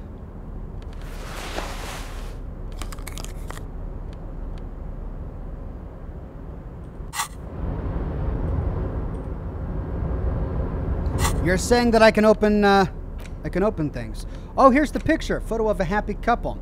A black and white photo of a couple posing in front of a Ferris wheel. The girl is young and pretty. The man, clad in fancy uniform and smiling. On the back is a very steady hand. Has written the words Revocol Fair, summer of 91. Let's put a tool in our hand. Probably this one. All right. Ultra Series gloves. Fallen Ultra Series gloves. +1 to half-life. This is +1 to interfacing.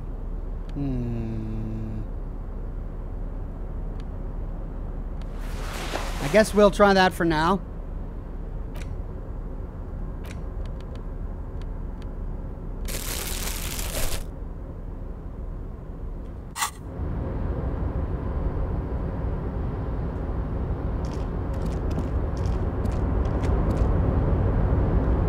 I should probably save, huh?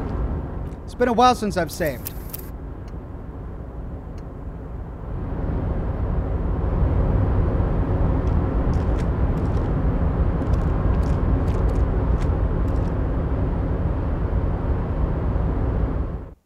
Here we go.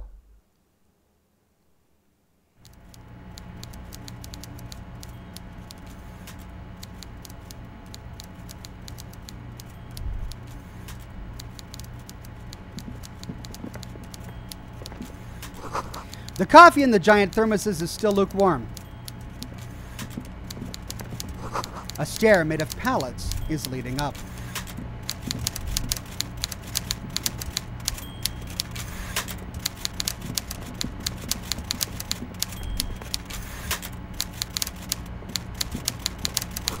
A taxidermy fish that tells time.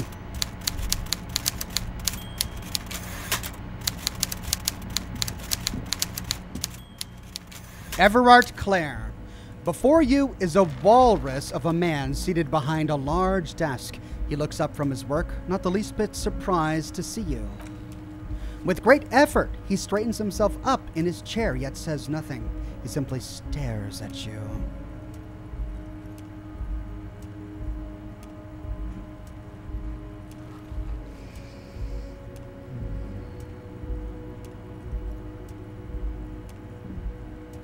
Let's start with the dock workers. Are you in charge of the dock workers? Welcome, Mr. Dubois, Mr. Kitsuragi. It's good of you two to stop by. Please, have a seat. Mr. Dubois? He knows my own name, and I didn't know it, so now I'm Harry Dubois. I'm Everard Clare, head of the Debargeurs Union here in Martinez. The man relaxes into his chair and continues. I'd offer you my hand, but unfortunately my health prevents me from getting up. You understand? Oh, sure. And we pass a composure check. He looks extremely comfortable. The tiny folding chair, on the other hand, looks like a torture device. You go ahead, detective. The lieutenant nods at you, then to the chair. Whatever he has in store for you, it can't be good, he thinks. I'll do my best, says Esprit de Corps. And we pass an Inland Empire check. Forget about that. What's with this Dubois stuff? You're getting some seriously bad vibes from that name. It's my name. It's Harry's name. I'd rather stand. Please, Mr. Dubois, let us converse in a civilized manner as equals. Take a seat. I insist. He's trying to throw you off your game with this Dubois nonsense. Don't give him the pleasure. I don't sit. It's kind of my thing. Very well, Mr. Dubois. I respect a man with strong convictions. As he nods, his multiple chins move like ocean waves. I, too, have convictions, one of which is that I will not engage any man who won't face me at eye level. Should you find yourself more amenable in the future, I'd gladly resume our conversation. But until then, I'm afraid I must ask you to leave. He turns back to his typewriter, and we pass a volition. Oh, we fail a volition check. You're no titan of volition, bunny. He's got you in a fork. Sit down or leave. We can take a seat. Excellent, Mr. Dubois. I can see that you're a reasonable man, and reasonable men can be of great use to one another. And he gives us a sly wink. We can try to wink back or remain serious or say, damn, this chair is uncomfortable. Let's try to wink back, just because.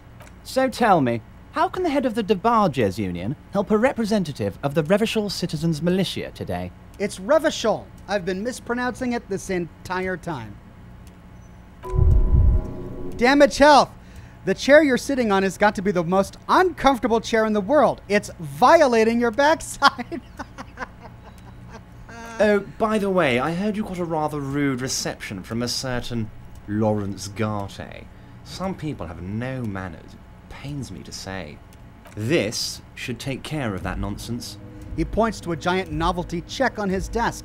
It's absolutely comically huge. It should be sufficient to cover your expenses for a few days and patch over your differences with the cafeteria manager.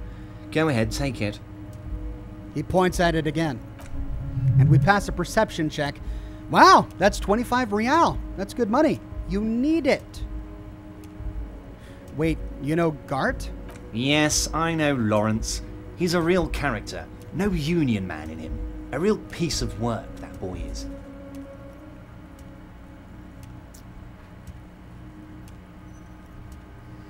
Oh, a lot of options here. You can take that comically large check and shove it up your ass. But I need the money, and I'm not above taking money. So I'll say thank you, Everart, and take the check. Don't mention it, but also don't forget it. Another. I'm just kidding, of course. Right. Is he? Now, I'd like to set your mind at ease about one other matter. Your lost gun.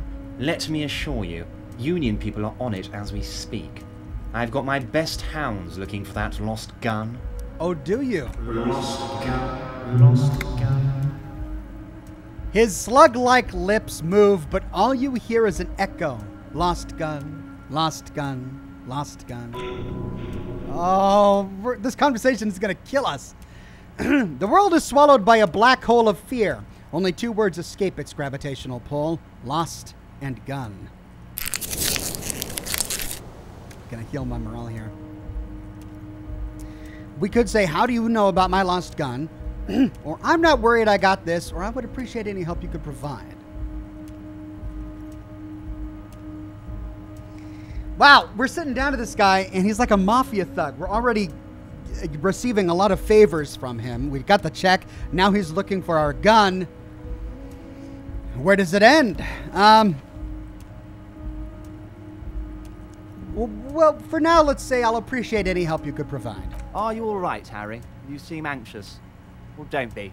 Everything's going to be all right. It's not like you left it loaded. You didn't lose a loaded gun. Local children aren't out there playing with it right now, pointing it into their own mouths. It's in a safe place. I just know it. I have a feeling everything's going to be all right. So, he's got it. We passed in a hand-eye coordination check. It was loaded. There were 2 bullets in it. You always keep at least 2 barrels loaded. Oh no, we could try to pass a composure check, but the chair is killing us. We took the novelty check and side effect spooks. I guess we'll try to turn to Kim. Officer, we will deal with this later. We don't need Mr. Clare's help with this. I wouldn't be so sure about that. Let's try it. 3%. God, you're sweating. Your knee is jerking. You're about to cry, aren't you? You're about to cry because you lost your gun and those children are going to shoot themselves with it. No, I'm not about to cry. And we can try to stay cool. Mr. Dubois, you don't look so good. Oh, this conversation's going to kill me. Oh, my God. What is this Mr. Dubois he keeps repeating? What is he trying to pull here? You need to cool the crap down. Chill. Mr. Dubois. Mr. Dubois! Harry! The large man snaps his fingers, but to no effect. You're in some stupor. Keep sliding down the chair like a jello shot, or there are no Harrys. Let your mind go to your safe place. I can't do anything cool in this conversation. Esprit de corps. While Everart is distracted by your odd behavior, the lieutenant's eyes are mapping everything around you. The folder, the desk, papers on the wall. Mr. Dubois, are you okay? Can I get you a glass of water or something? Are you having some kind of medical emergency? Maybe you could use your hand somehow in a kind of throwing motion, like you're throwing that Mr. Dubois act right back at him. He's Mr. Dubois. 1. Nah, I'm as good as it gets, Mr. Dubois. Vaguely gestures with your hands above your head. Oh yeah, man, I'm great. Keep sliding. Actually, this chair is uncomfortable. I could use that glass of water and sit upright. Let's try that. What an odd demonstration of... Huh? You got me, Harry. I don't even know what. As entertaining as it was, I'm afraid we're wasting our time, and I'm an extremely busy man, as I'm sure you are too. Okay, enough. We are here to ask you some questions pertaining to a murder investigation. It is about time to stop embarrassing yourself. Questions will help you regain some of your lost dignity. I'm told the Union is involved in the local drug trade. What? He smacks his forehead, completely flabbergasted. Harry, how could you say that to me? You know I appreciate a joke as much as any jolly fat guy, but I can't take slander. Are you actually investigating this? No comment. Harry, he sighs, you wound me, Harry, in the heart, but I trust you to put this to bed. Do what you must, and let's change the subject, shall we? Thank you for understanding, says Kim. The lieutenant looks at him in the eye. We will continue to do what we must. You too, Lieutenant. He chuckles suddenly. You know, I like you, but you never were my favorite. I'm a Harry guy. I'm a Team Harry. None taken, says Kim. The man quickly replies and then turns to you. Did we have anything else to do here, Harry? Aren't you going to ask me how I got in? We can ask. And he says, am I going to ask? Hell, Harry, you spin-kicked my strongest man in the face. I saw it from my window. Would you ask a man like that how we got into your container yard? I understand. I am a terrifying death machine, we can say. Don't worry, Harry. He leans in closer. Between you and me, I'm not a huge fan of his race thing, but the Union did not get where we are today by frowning on eccentricity. Anyway, I assure you, I am a very well-informed man. Information reaches me before I even get the chance to request it. You called me Mr. Dubois. Why? Of course, let's just dispatch with the formalities. You call me Everard, I call you Harry. And we pass an Inland Empire check. That's what the hanged corpse called you, Harry. So that's really my name? My God, so it's true. I didn't want to believe it, but you are a fantastic science fiction amnesiac cop, aren't you? He shrugs with an amazed expression. What are the odds of that? I think the odds of that, says Kim, and he looks at you, are very low. Oh, it's true. My memory is a bit hazy, or I'm just testing you. Let's go with testing you. So good to hear that, Harry, says Everard. Apparently my sources were wrong. He pats the brown folder in front of him. However, if you did have a spot of memory trouble, I could help you out with my big fat folder. We can pass a perception check. It's just a brown folder. You can't make out what's written on it. Are you trying to tell me you've got hold of some of our documents? The lieutenant inspects Everard over his spectacles. Mr. Kitsuragi, would you mind? His eyes never leave yours. Me and Harry are talking about his lost identity right now. Wow, lots of options. Ooh, we've got a drama. Let's get this straight. What's my full name? Do you know anything about my family? Do I have wife or kids? Or what kind of cop does it say I am? Or where did you get that folder? Let's try that. This? He closes the folder. My friends in your organization gave it to me, Harry. I find that very suspicious. May I have a look? I'm afraid this is meant for Union eyes only, Mr. Kitsuragi. I'm sure you understand. And he turns back to you. Please continue, Harry. Ooh. Our drama gets up a bit, but it's still pretty low. What kind of cop does it say I am, we can ask.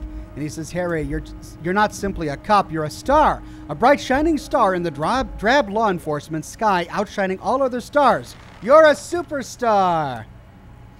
That's what I like about you, Everard. You get me, we can say. And he says, of course I do, Harry. He smiles, a sly smile. And I'm going to help you shine. I'm going to put you on all the big stages. Your name in giant neon letters, Harry Dubois. And we pass an Inland Empire check. The giant neon sign reading Harry Dubois hanging from the Kvalsund crane can be seen all the way to Jamrock. Somewhere in Mirova, a beautiful woman sees the bright glow on the horizon and says to herself, "Oh my God, I shouldn't have left him." Let's get this straight. What's my full name, we can say, and he says it's Harry, and he glances at the folder. Harry Dubois. You feel like a Dubois, but you don't feel like a Harry. Strange. And we fail a conceptualization check. You don't feel like any of these things. You know what your name is. You have a sophisticated name, like that of a count or a beautiful man.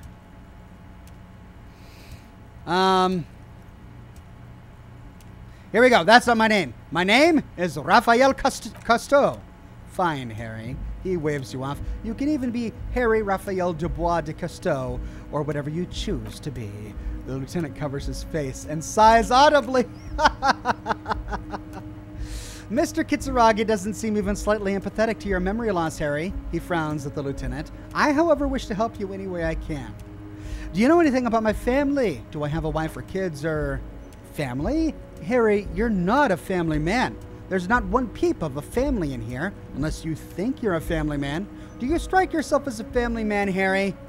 You're right, I don't. Or I think I do. I'd be a wonderful father, or never mind the family. Let's try, I'd be a wonderful father.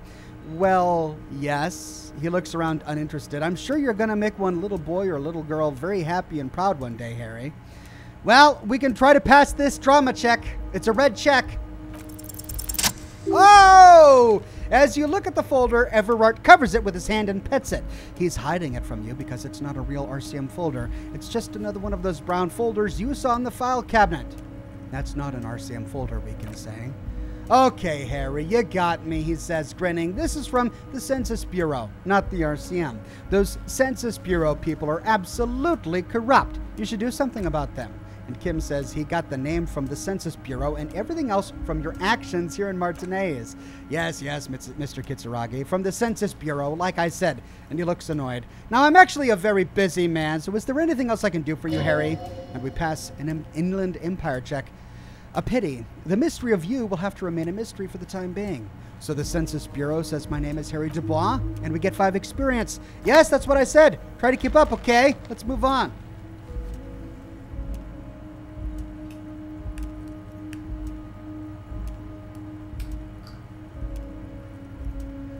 Let's talk about my lost gun.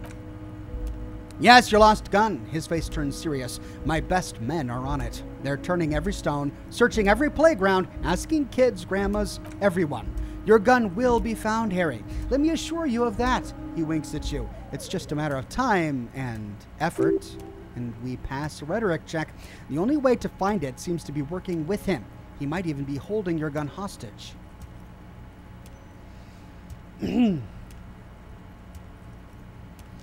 Wait, my gun might have been bought at Roy's gun pawn shop. Have your men factored that in? Yes. Thank you for that hot tip regarding your gun, Harry. My men have indeed, he makes air quotes, factored in that you pawned it. Now please, let the professionals do their job. Kick back, Harry. Relax. I have great guys on this. You focus on what's important, building our relationship for the good of Martinez. And we pass an Inland Empire check. It did not come as a surprise to him. He might actually not be bullcrapping. I don't care about my gun. Keep it. And we get 10 points. I don't care about my gun, he repeats. I love it, Harry. Wish I could be like that, but I can't. I have a responsibility to this community. I can't have a loaded gun out there in the streets.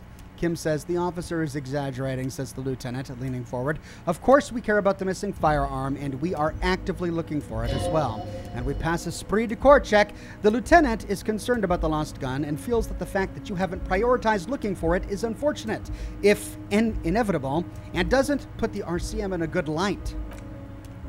Excellent, Mr. Kitsuragi. That's excellent news. He claps his hands together. Looks like we have a friendly gun-finding competition on our hands. I want to talk about the hanging, we can say. Oh, of course. That's your main thing here. That's why you're in Martinez. He nods. I know everything that goes on around here, and I would love to help. Like I'm helping with your lost gun. I mean, it's no secret that the lynching is connected to the strike. So much to talk about. Honestly, it's been weighing on me so heavily. I understand. You need to interview me. I sense there's a but. But there's a thing that's been keeping me up at night. I want to talk about the hanging. I mean, if we could just calmly talk, exchange information, we could blow this thing wide open. Yes, says Kim, that sounds good, the lieutenant says with a slow nod. Let's do that. But I can't think straight with this thing weighing on me. Suddenly, he slaps himself on the forehead. You're police officers, aren't you? I have a crazy idea. You guys are basically door-opening machines, incredibly talented at opening doors. Kim, is this true? Are we door-opening machines? I'm not sure I understand. He looks to the union boss. If you're asking us to break down someone's door, it's not going to happen. Come on now. I just need you to go open a little door for me and leave it unlocked. A simple thing. Absolutely nothing shady about it. Why don't you do it yourself? Harry, I'm a very busy man, and more importantly, I don't have that extraordinary physique you do. He slams his fists together. You look like you could run around all day. You want to send someone a message that the police are working for you? I repeat, I am a very, very busy man, Mr. Kisaragi, and therefore I must occasionally enlist outside help. He turns back to you. So what'll it be, Harry? Whose door is it, we can ask? Oh, no one's. It's just a weasel. A weasel lives there. Nothing for you to worry about. What do you mean by a weasel, we can ask? A loud blabbering weasel. When weasels feel no one is watching, they start acting foolishly. He removes his glasses and rubs his nose. Just go there, unlock the door, and leave it open. It's been such a burden on me, Harry. I just want this to be over so I can discuss business with you. He puts his glasses back on. I bet you don't even know anything about the hanging, we can ask, or we can say. And he says, Harry, my dear friend. He sinks deeper into the chair. I am what people call a local bigwig. I know everything that goes on in Martinez. We can say, damn it, fine, I'll look into it. We need to talk about the murder, or I can't accept this thing. And we can refuse the task for now. Of course, Harry, I understand. But if that's the case, I don't think we'll ever find your gun. Ever worse, or even worse, we won't be able to speak like equals about the murder. Perhaps this was just bad timing for you. Know that you can always come back to me. I really hope you do. He winks at you. For your sake, my sake, and for your gun's sake, too. The lieutenant sighs. Yes, we both understand what you meant. And we pass a esprit de corps check. This may be the only way he thinks. I won't hold it against you. In fact, we probably should reconsider later. Okay. So, this is the only way to continue. I met Joyce, the company representative, we can say. Oh, that's very nice. I haven't gotten around to her yet. I'm very, very busy, you see. He adjusts a button on his sleeve. I hope you're getting along. One thing I want to make very clear, Harry, is that this is not some kind of union versus corporation situation. Everyone is just pals here. Just pals. We're all trying to do what's best for Martinez. His smile widens. Don't feel like you can't cooperate with her because you and I are such good friends and I'm helping you find your lost gun. I'm not a jealous guy. Whoa, that's so nice of him. Suspiciously nice. What happened to the previous negotiator, Mr. Gaumont? What do you mean, Harry? The big man sounds annoyed. Nothing. I let him go. He made concessions for the company in previous negotiations. Why would you let an ally like that go? He's an old man, Harry. I wanted him to spend more time with his family. He looks down and sighs. God knows how long he's got left. You called him a midget. Harry, he exclaims, indignant. I have little people in my organization. I would never call someone a midget. What is this? Honestly, I'm beginning to think you're a midget, Harry. Abruptly, he smiles and changes his tone. I'm only kidding, Harry. You're not a midget. No one is. We're pals. And we pass a half-light check. It's hard to say if he really lost his temper or if this is another one of his tricks. This man almost never angers visibly. Joyce said the previous union leader vanished under suspicious circumstances. Vanished? Harry, the woman left her casserole in the oven and couldn't make it here in time for the voting. Oh, Did I leave my casserole on? Better go home and check. The election can wait. The man frowns disapprovingly. When she got back, the whole thing was over. Are you sure? I find it a little odd.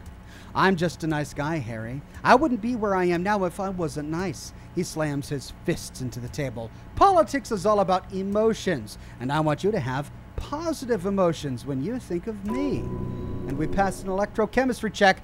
Okay, then. Positive emotions it is. You like positive emotions. Everard. Joyce seems to think the Union is lowballing her. Yes, lowballing. Of course. He is suddenly very serious. This isn't a casino, Harry. Real people, real livelihoods are at stake here. But everything's a casino for those rich types. His expression makes it clear. This is childish and irresponsible behavior. Why haven't you let her in to see you? We can say. If she actually wants to see me, she will find a way. Any good negotiator would. And I just don't have anything to discuss with a bad negotiator. And we pass a savoir-faire check. It's a fortress. He knows she can't get in here. And we pass a volition check. He doesn't want to see her. It's as simple as that. Okay, let's talk about something else. Of course, Harry. Let me just assure you one more time. It's perfectly okay to share anything we discuss here with this Joyce. This is a completely transparent organization. I have no interest in what she's doing, but I myself have nothing to hide. Your business is your business, and I respect your privacy. Just remember, none of this, he makes an all-encompassing gesture, is secret. Tell her about all of it. My brother's picture, my singing swordfish clock. He looks around. Tell her how overweight I am and how I'm helping you find your lost gun. Tell her about everything. Everard doesn't mind. And we pass a half-life check. This is weird. Not nice weird. Weird, but okay.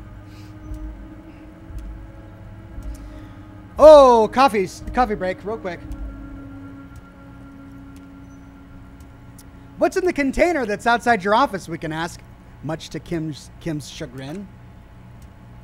My dear Harry, there are literally millions of containers in this harbor. I couldn't possibly remember what's in all of them.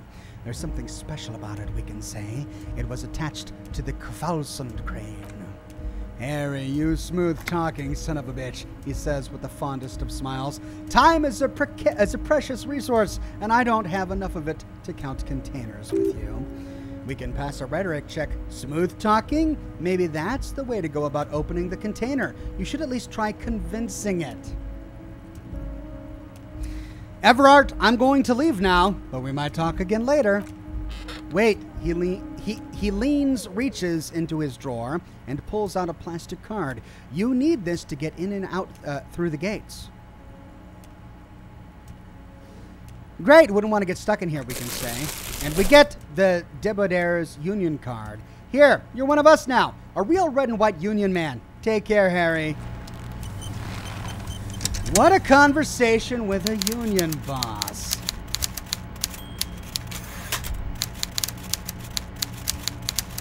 I really, really don't want to accept his offer to get any further in this game.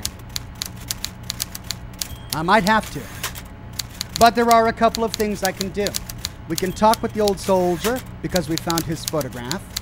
We can go back to Joyce and tell her what we just learned here. Let's do that first before coming back.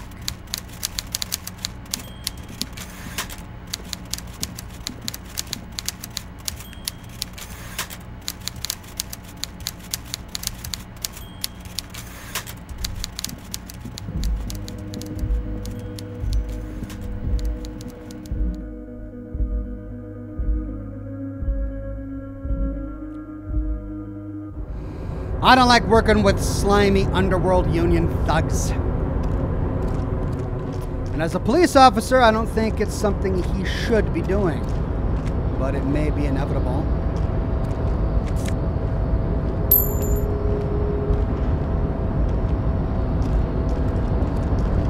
Let's see what we can get away with. Alright, let's talk to the crate.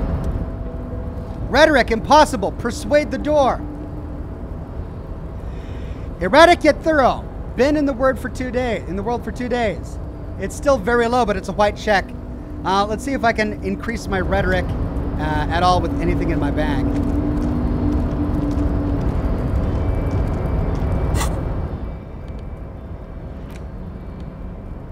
Conceptualization, -1 to rhetoric. Electrochemistry, esprit de corps, drama,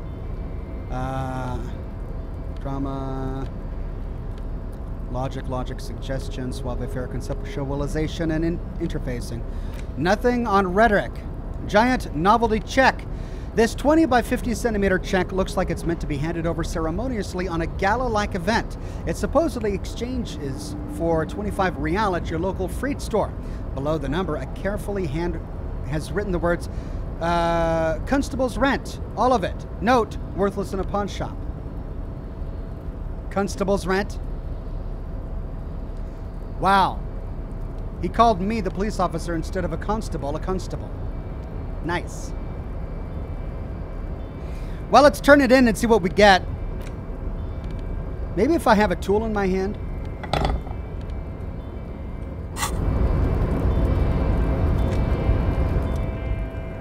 All right, let's try to persuade it. Now, why are you even trying to open the door with rhetoric? Because getting physical wasn't an option, we can say. Because what wasn't an option? The lieutenant looked startled. Using my body over my wits, we can say. Now's not the time to get philosophical, detective. You can do that after hours. Well, looks like I gotta try again. Later time.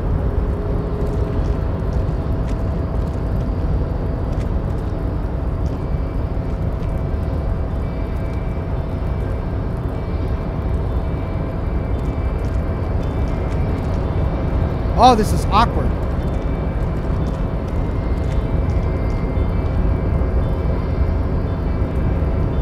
Spend your skill point, Oxhorn. Good call. Let's unlock this. Oh, I don't have enough skill points to unlock it. All right, I got to save them for this.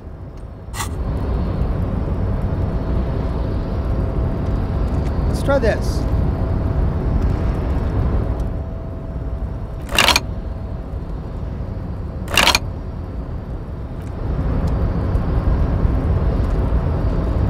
Nothing.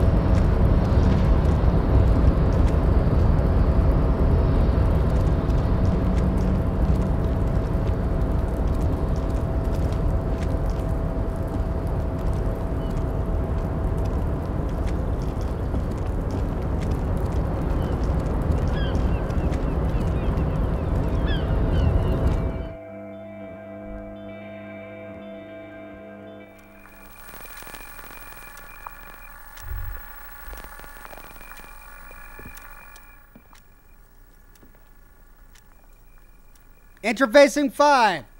Heard your name plus long way home. Let your muscle memory dial a random number.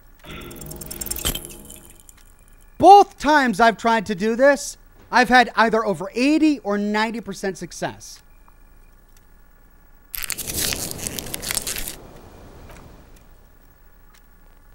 And I've failed both times. I can try it again. Finally, your fingers run over the dial pad 005. That's the dialing code for Revocall. 4952, and a moment of hesitation before entering the final numbers 993. Calling. Still calling, then. Video Revocall, 24 hours, a crackle. Someone picks up. They say, Video Revocall, 24 hours video rental. We rent 8 and 10 millimeter films for home use. This is Lemmy. How may I help you? We pass a perception check. The voice of a youngster on the other end sounds as enthusiastic as that of a man walking towards the gallows. What is this place? We can ask. Video Revocall is a 24-hour video rental. We rent 8 and 10 millimeter film for home use. This is Lemmy. No, I meant, what is this place to me? We can ask. And he says, sir, I don't know. It's a video rental. Maybe you rent videos here? Do you know me? We can ask. And he says, no. Well, then why did I call you? And he says, maybe you called to extend your rental period? Do you need to extend your rental period? My name is Raphael Ambrosius Cousteau. Do you have anything on my name? And we gain 5 experience. Raphael, what? Listen, I can't help you over the phone. He sounds annoyed now. If you need further assistance, you can visit us on the corner of Voyager and Main. Are we done? He thinks you're pulling a prank on him. On the corner of Voyager and Main, a large neon sign hangs on the side of a building. Video Revicol, 24 hours. It's raining and there is almost no traffic on the street. A woman's footprints in the mud lead away from the front door. Tiny heels tiptoeing down the road. Beautiful steps, light-footed, with a lifetime ahead of them. You look up and the air seems to grow darker. Suddenly you feel like you don't want to hear about video rentals anymore. You don't want to hear about any of it. It was all crap. It's over. Kim, I feel sad about Video Revicol 24 hours. And Kim says, that's enough for you today. The lieutenant says quietly, let's conclude this call. Was it all crap, we can say? Inland Empire says, it. We're done. Hang up the phone. Let's try again. This time let's use my real name. Oh, no, I can't do it again. Oh, no, I lost an ability. By using my fake name, I lost out on my ability to find out what Henry last watched. Bummer. Ivan says, spend your skill points on your skills. If I do that, I lose out on my ability to unlock more of these thought cabinet stuff. I don't have any skill points. Well, I don't have enough to spend. I need to wait for more skill points. Let's see how Motorhead is doing. Or Measurehead. Do not presume this has drastically altered our race, Dynamic. I knocked you out like a god of martial arts. True, I said nothing about our personal dynamic. That has altered. He adds, a little. He means very little. I think I know what the race enigma is, we can say. Whoa! And? It's crap. I just wanted to get into the harbor. Paradoxically, you plan to supersede the Occidentals with their own race theory. This racecraft is what rich people want us to do while they get all the money. It's just something you shock people with, liberal and progressive people. It's whatever you want it to be. It's a free association language exercise, degenerate race hero.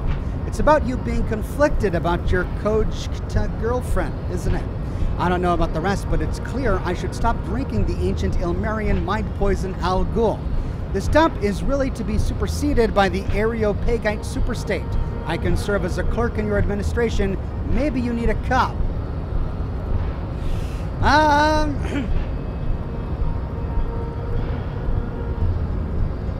Let's try number one. It's crap. I just wanted to get into the harbor. Hey!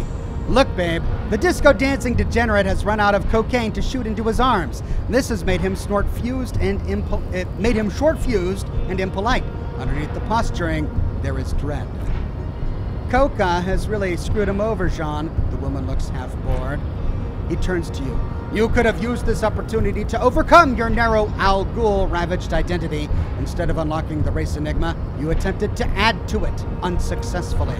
Take solace from the fact that these thoughts, he points to your head, will never entirely leave your brain. They will be with you on the day you die. The only germ of heroism in your body. Now go. I have beauty and truth to discuss with my woman. Damn, Jean, how are you so romantic? The woman swoons. And that's it.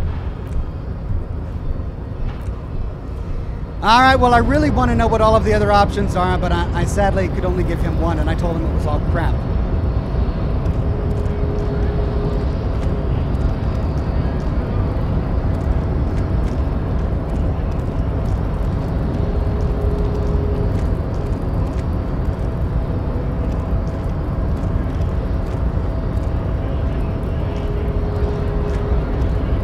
So, how'd you like our harbor?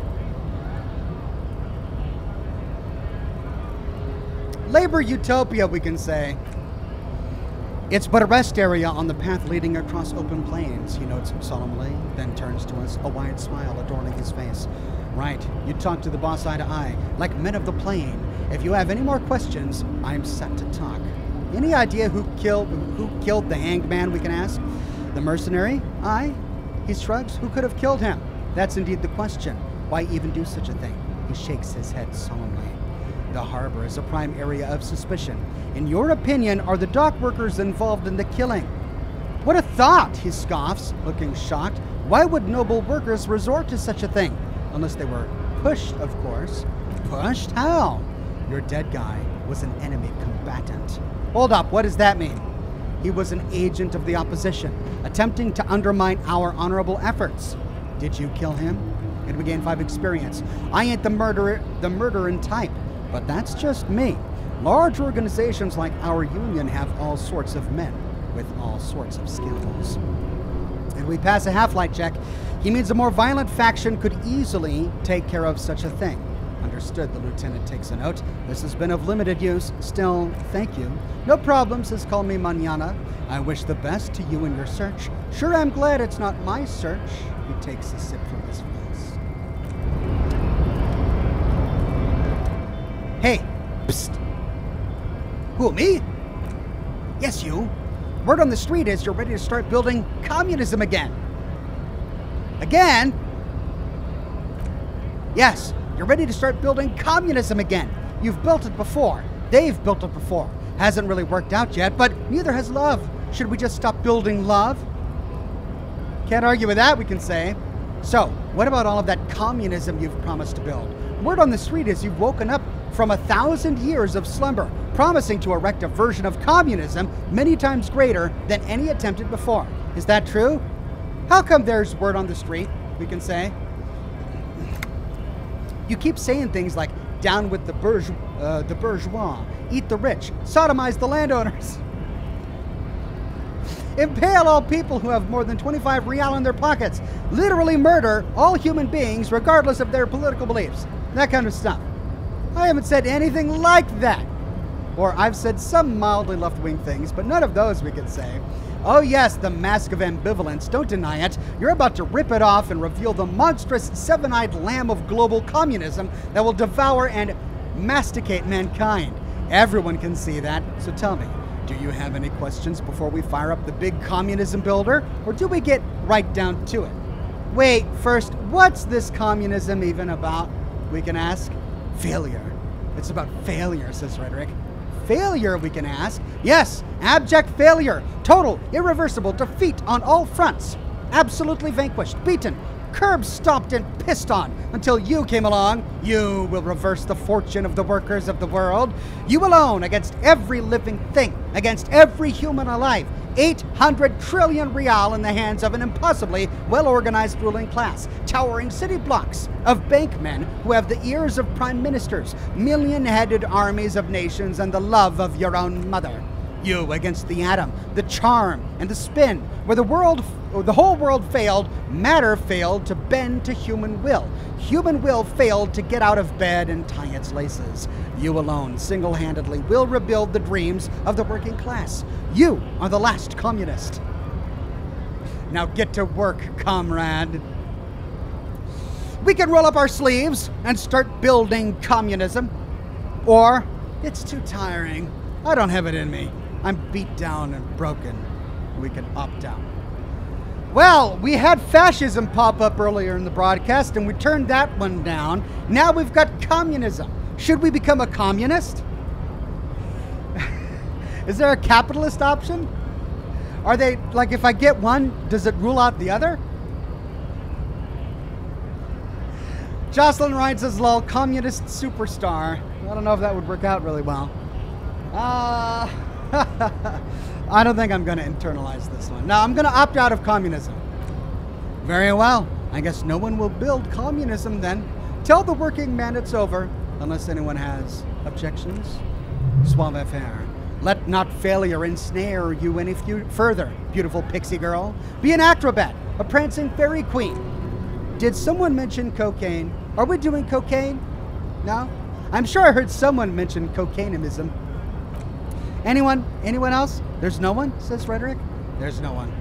Okay then. Lie down and let the water carry you downstream. Goodbye, communism.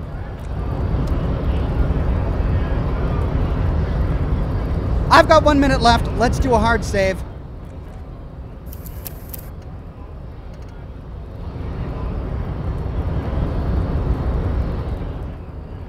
And there we go. Well, ladies and gentlemen, that's day 6 of Disco Elysium, and we made great progress. We beat the snot out of Motor Runner. We finally met Everart.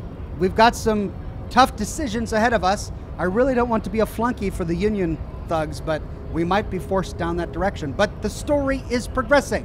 Slowly, but it is progressing. Thank you all for joining me for this Part 6 live stream of Disco Elysium. I'm still having a blast, and I hope you are as well. We'll be doing the next live stream probably next week or sometime.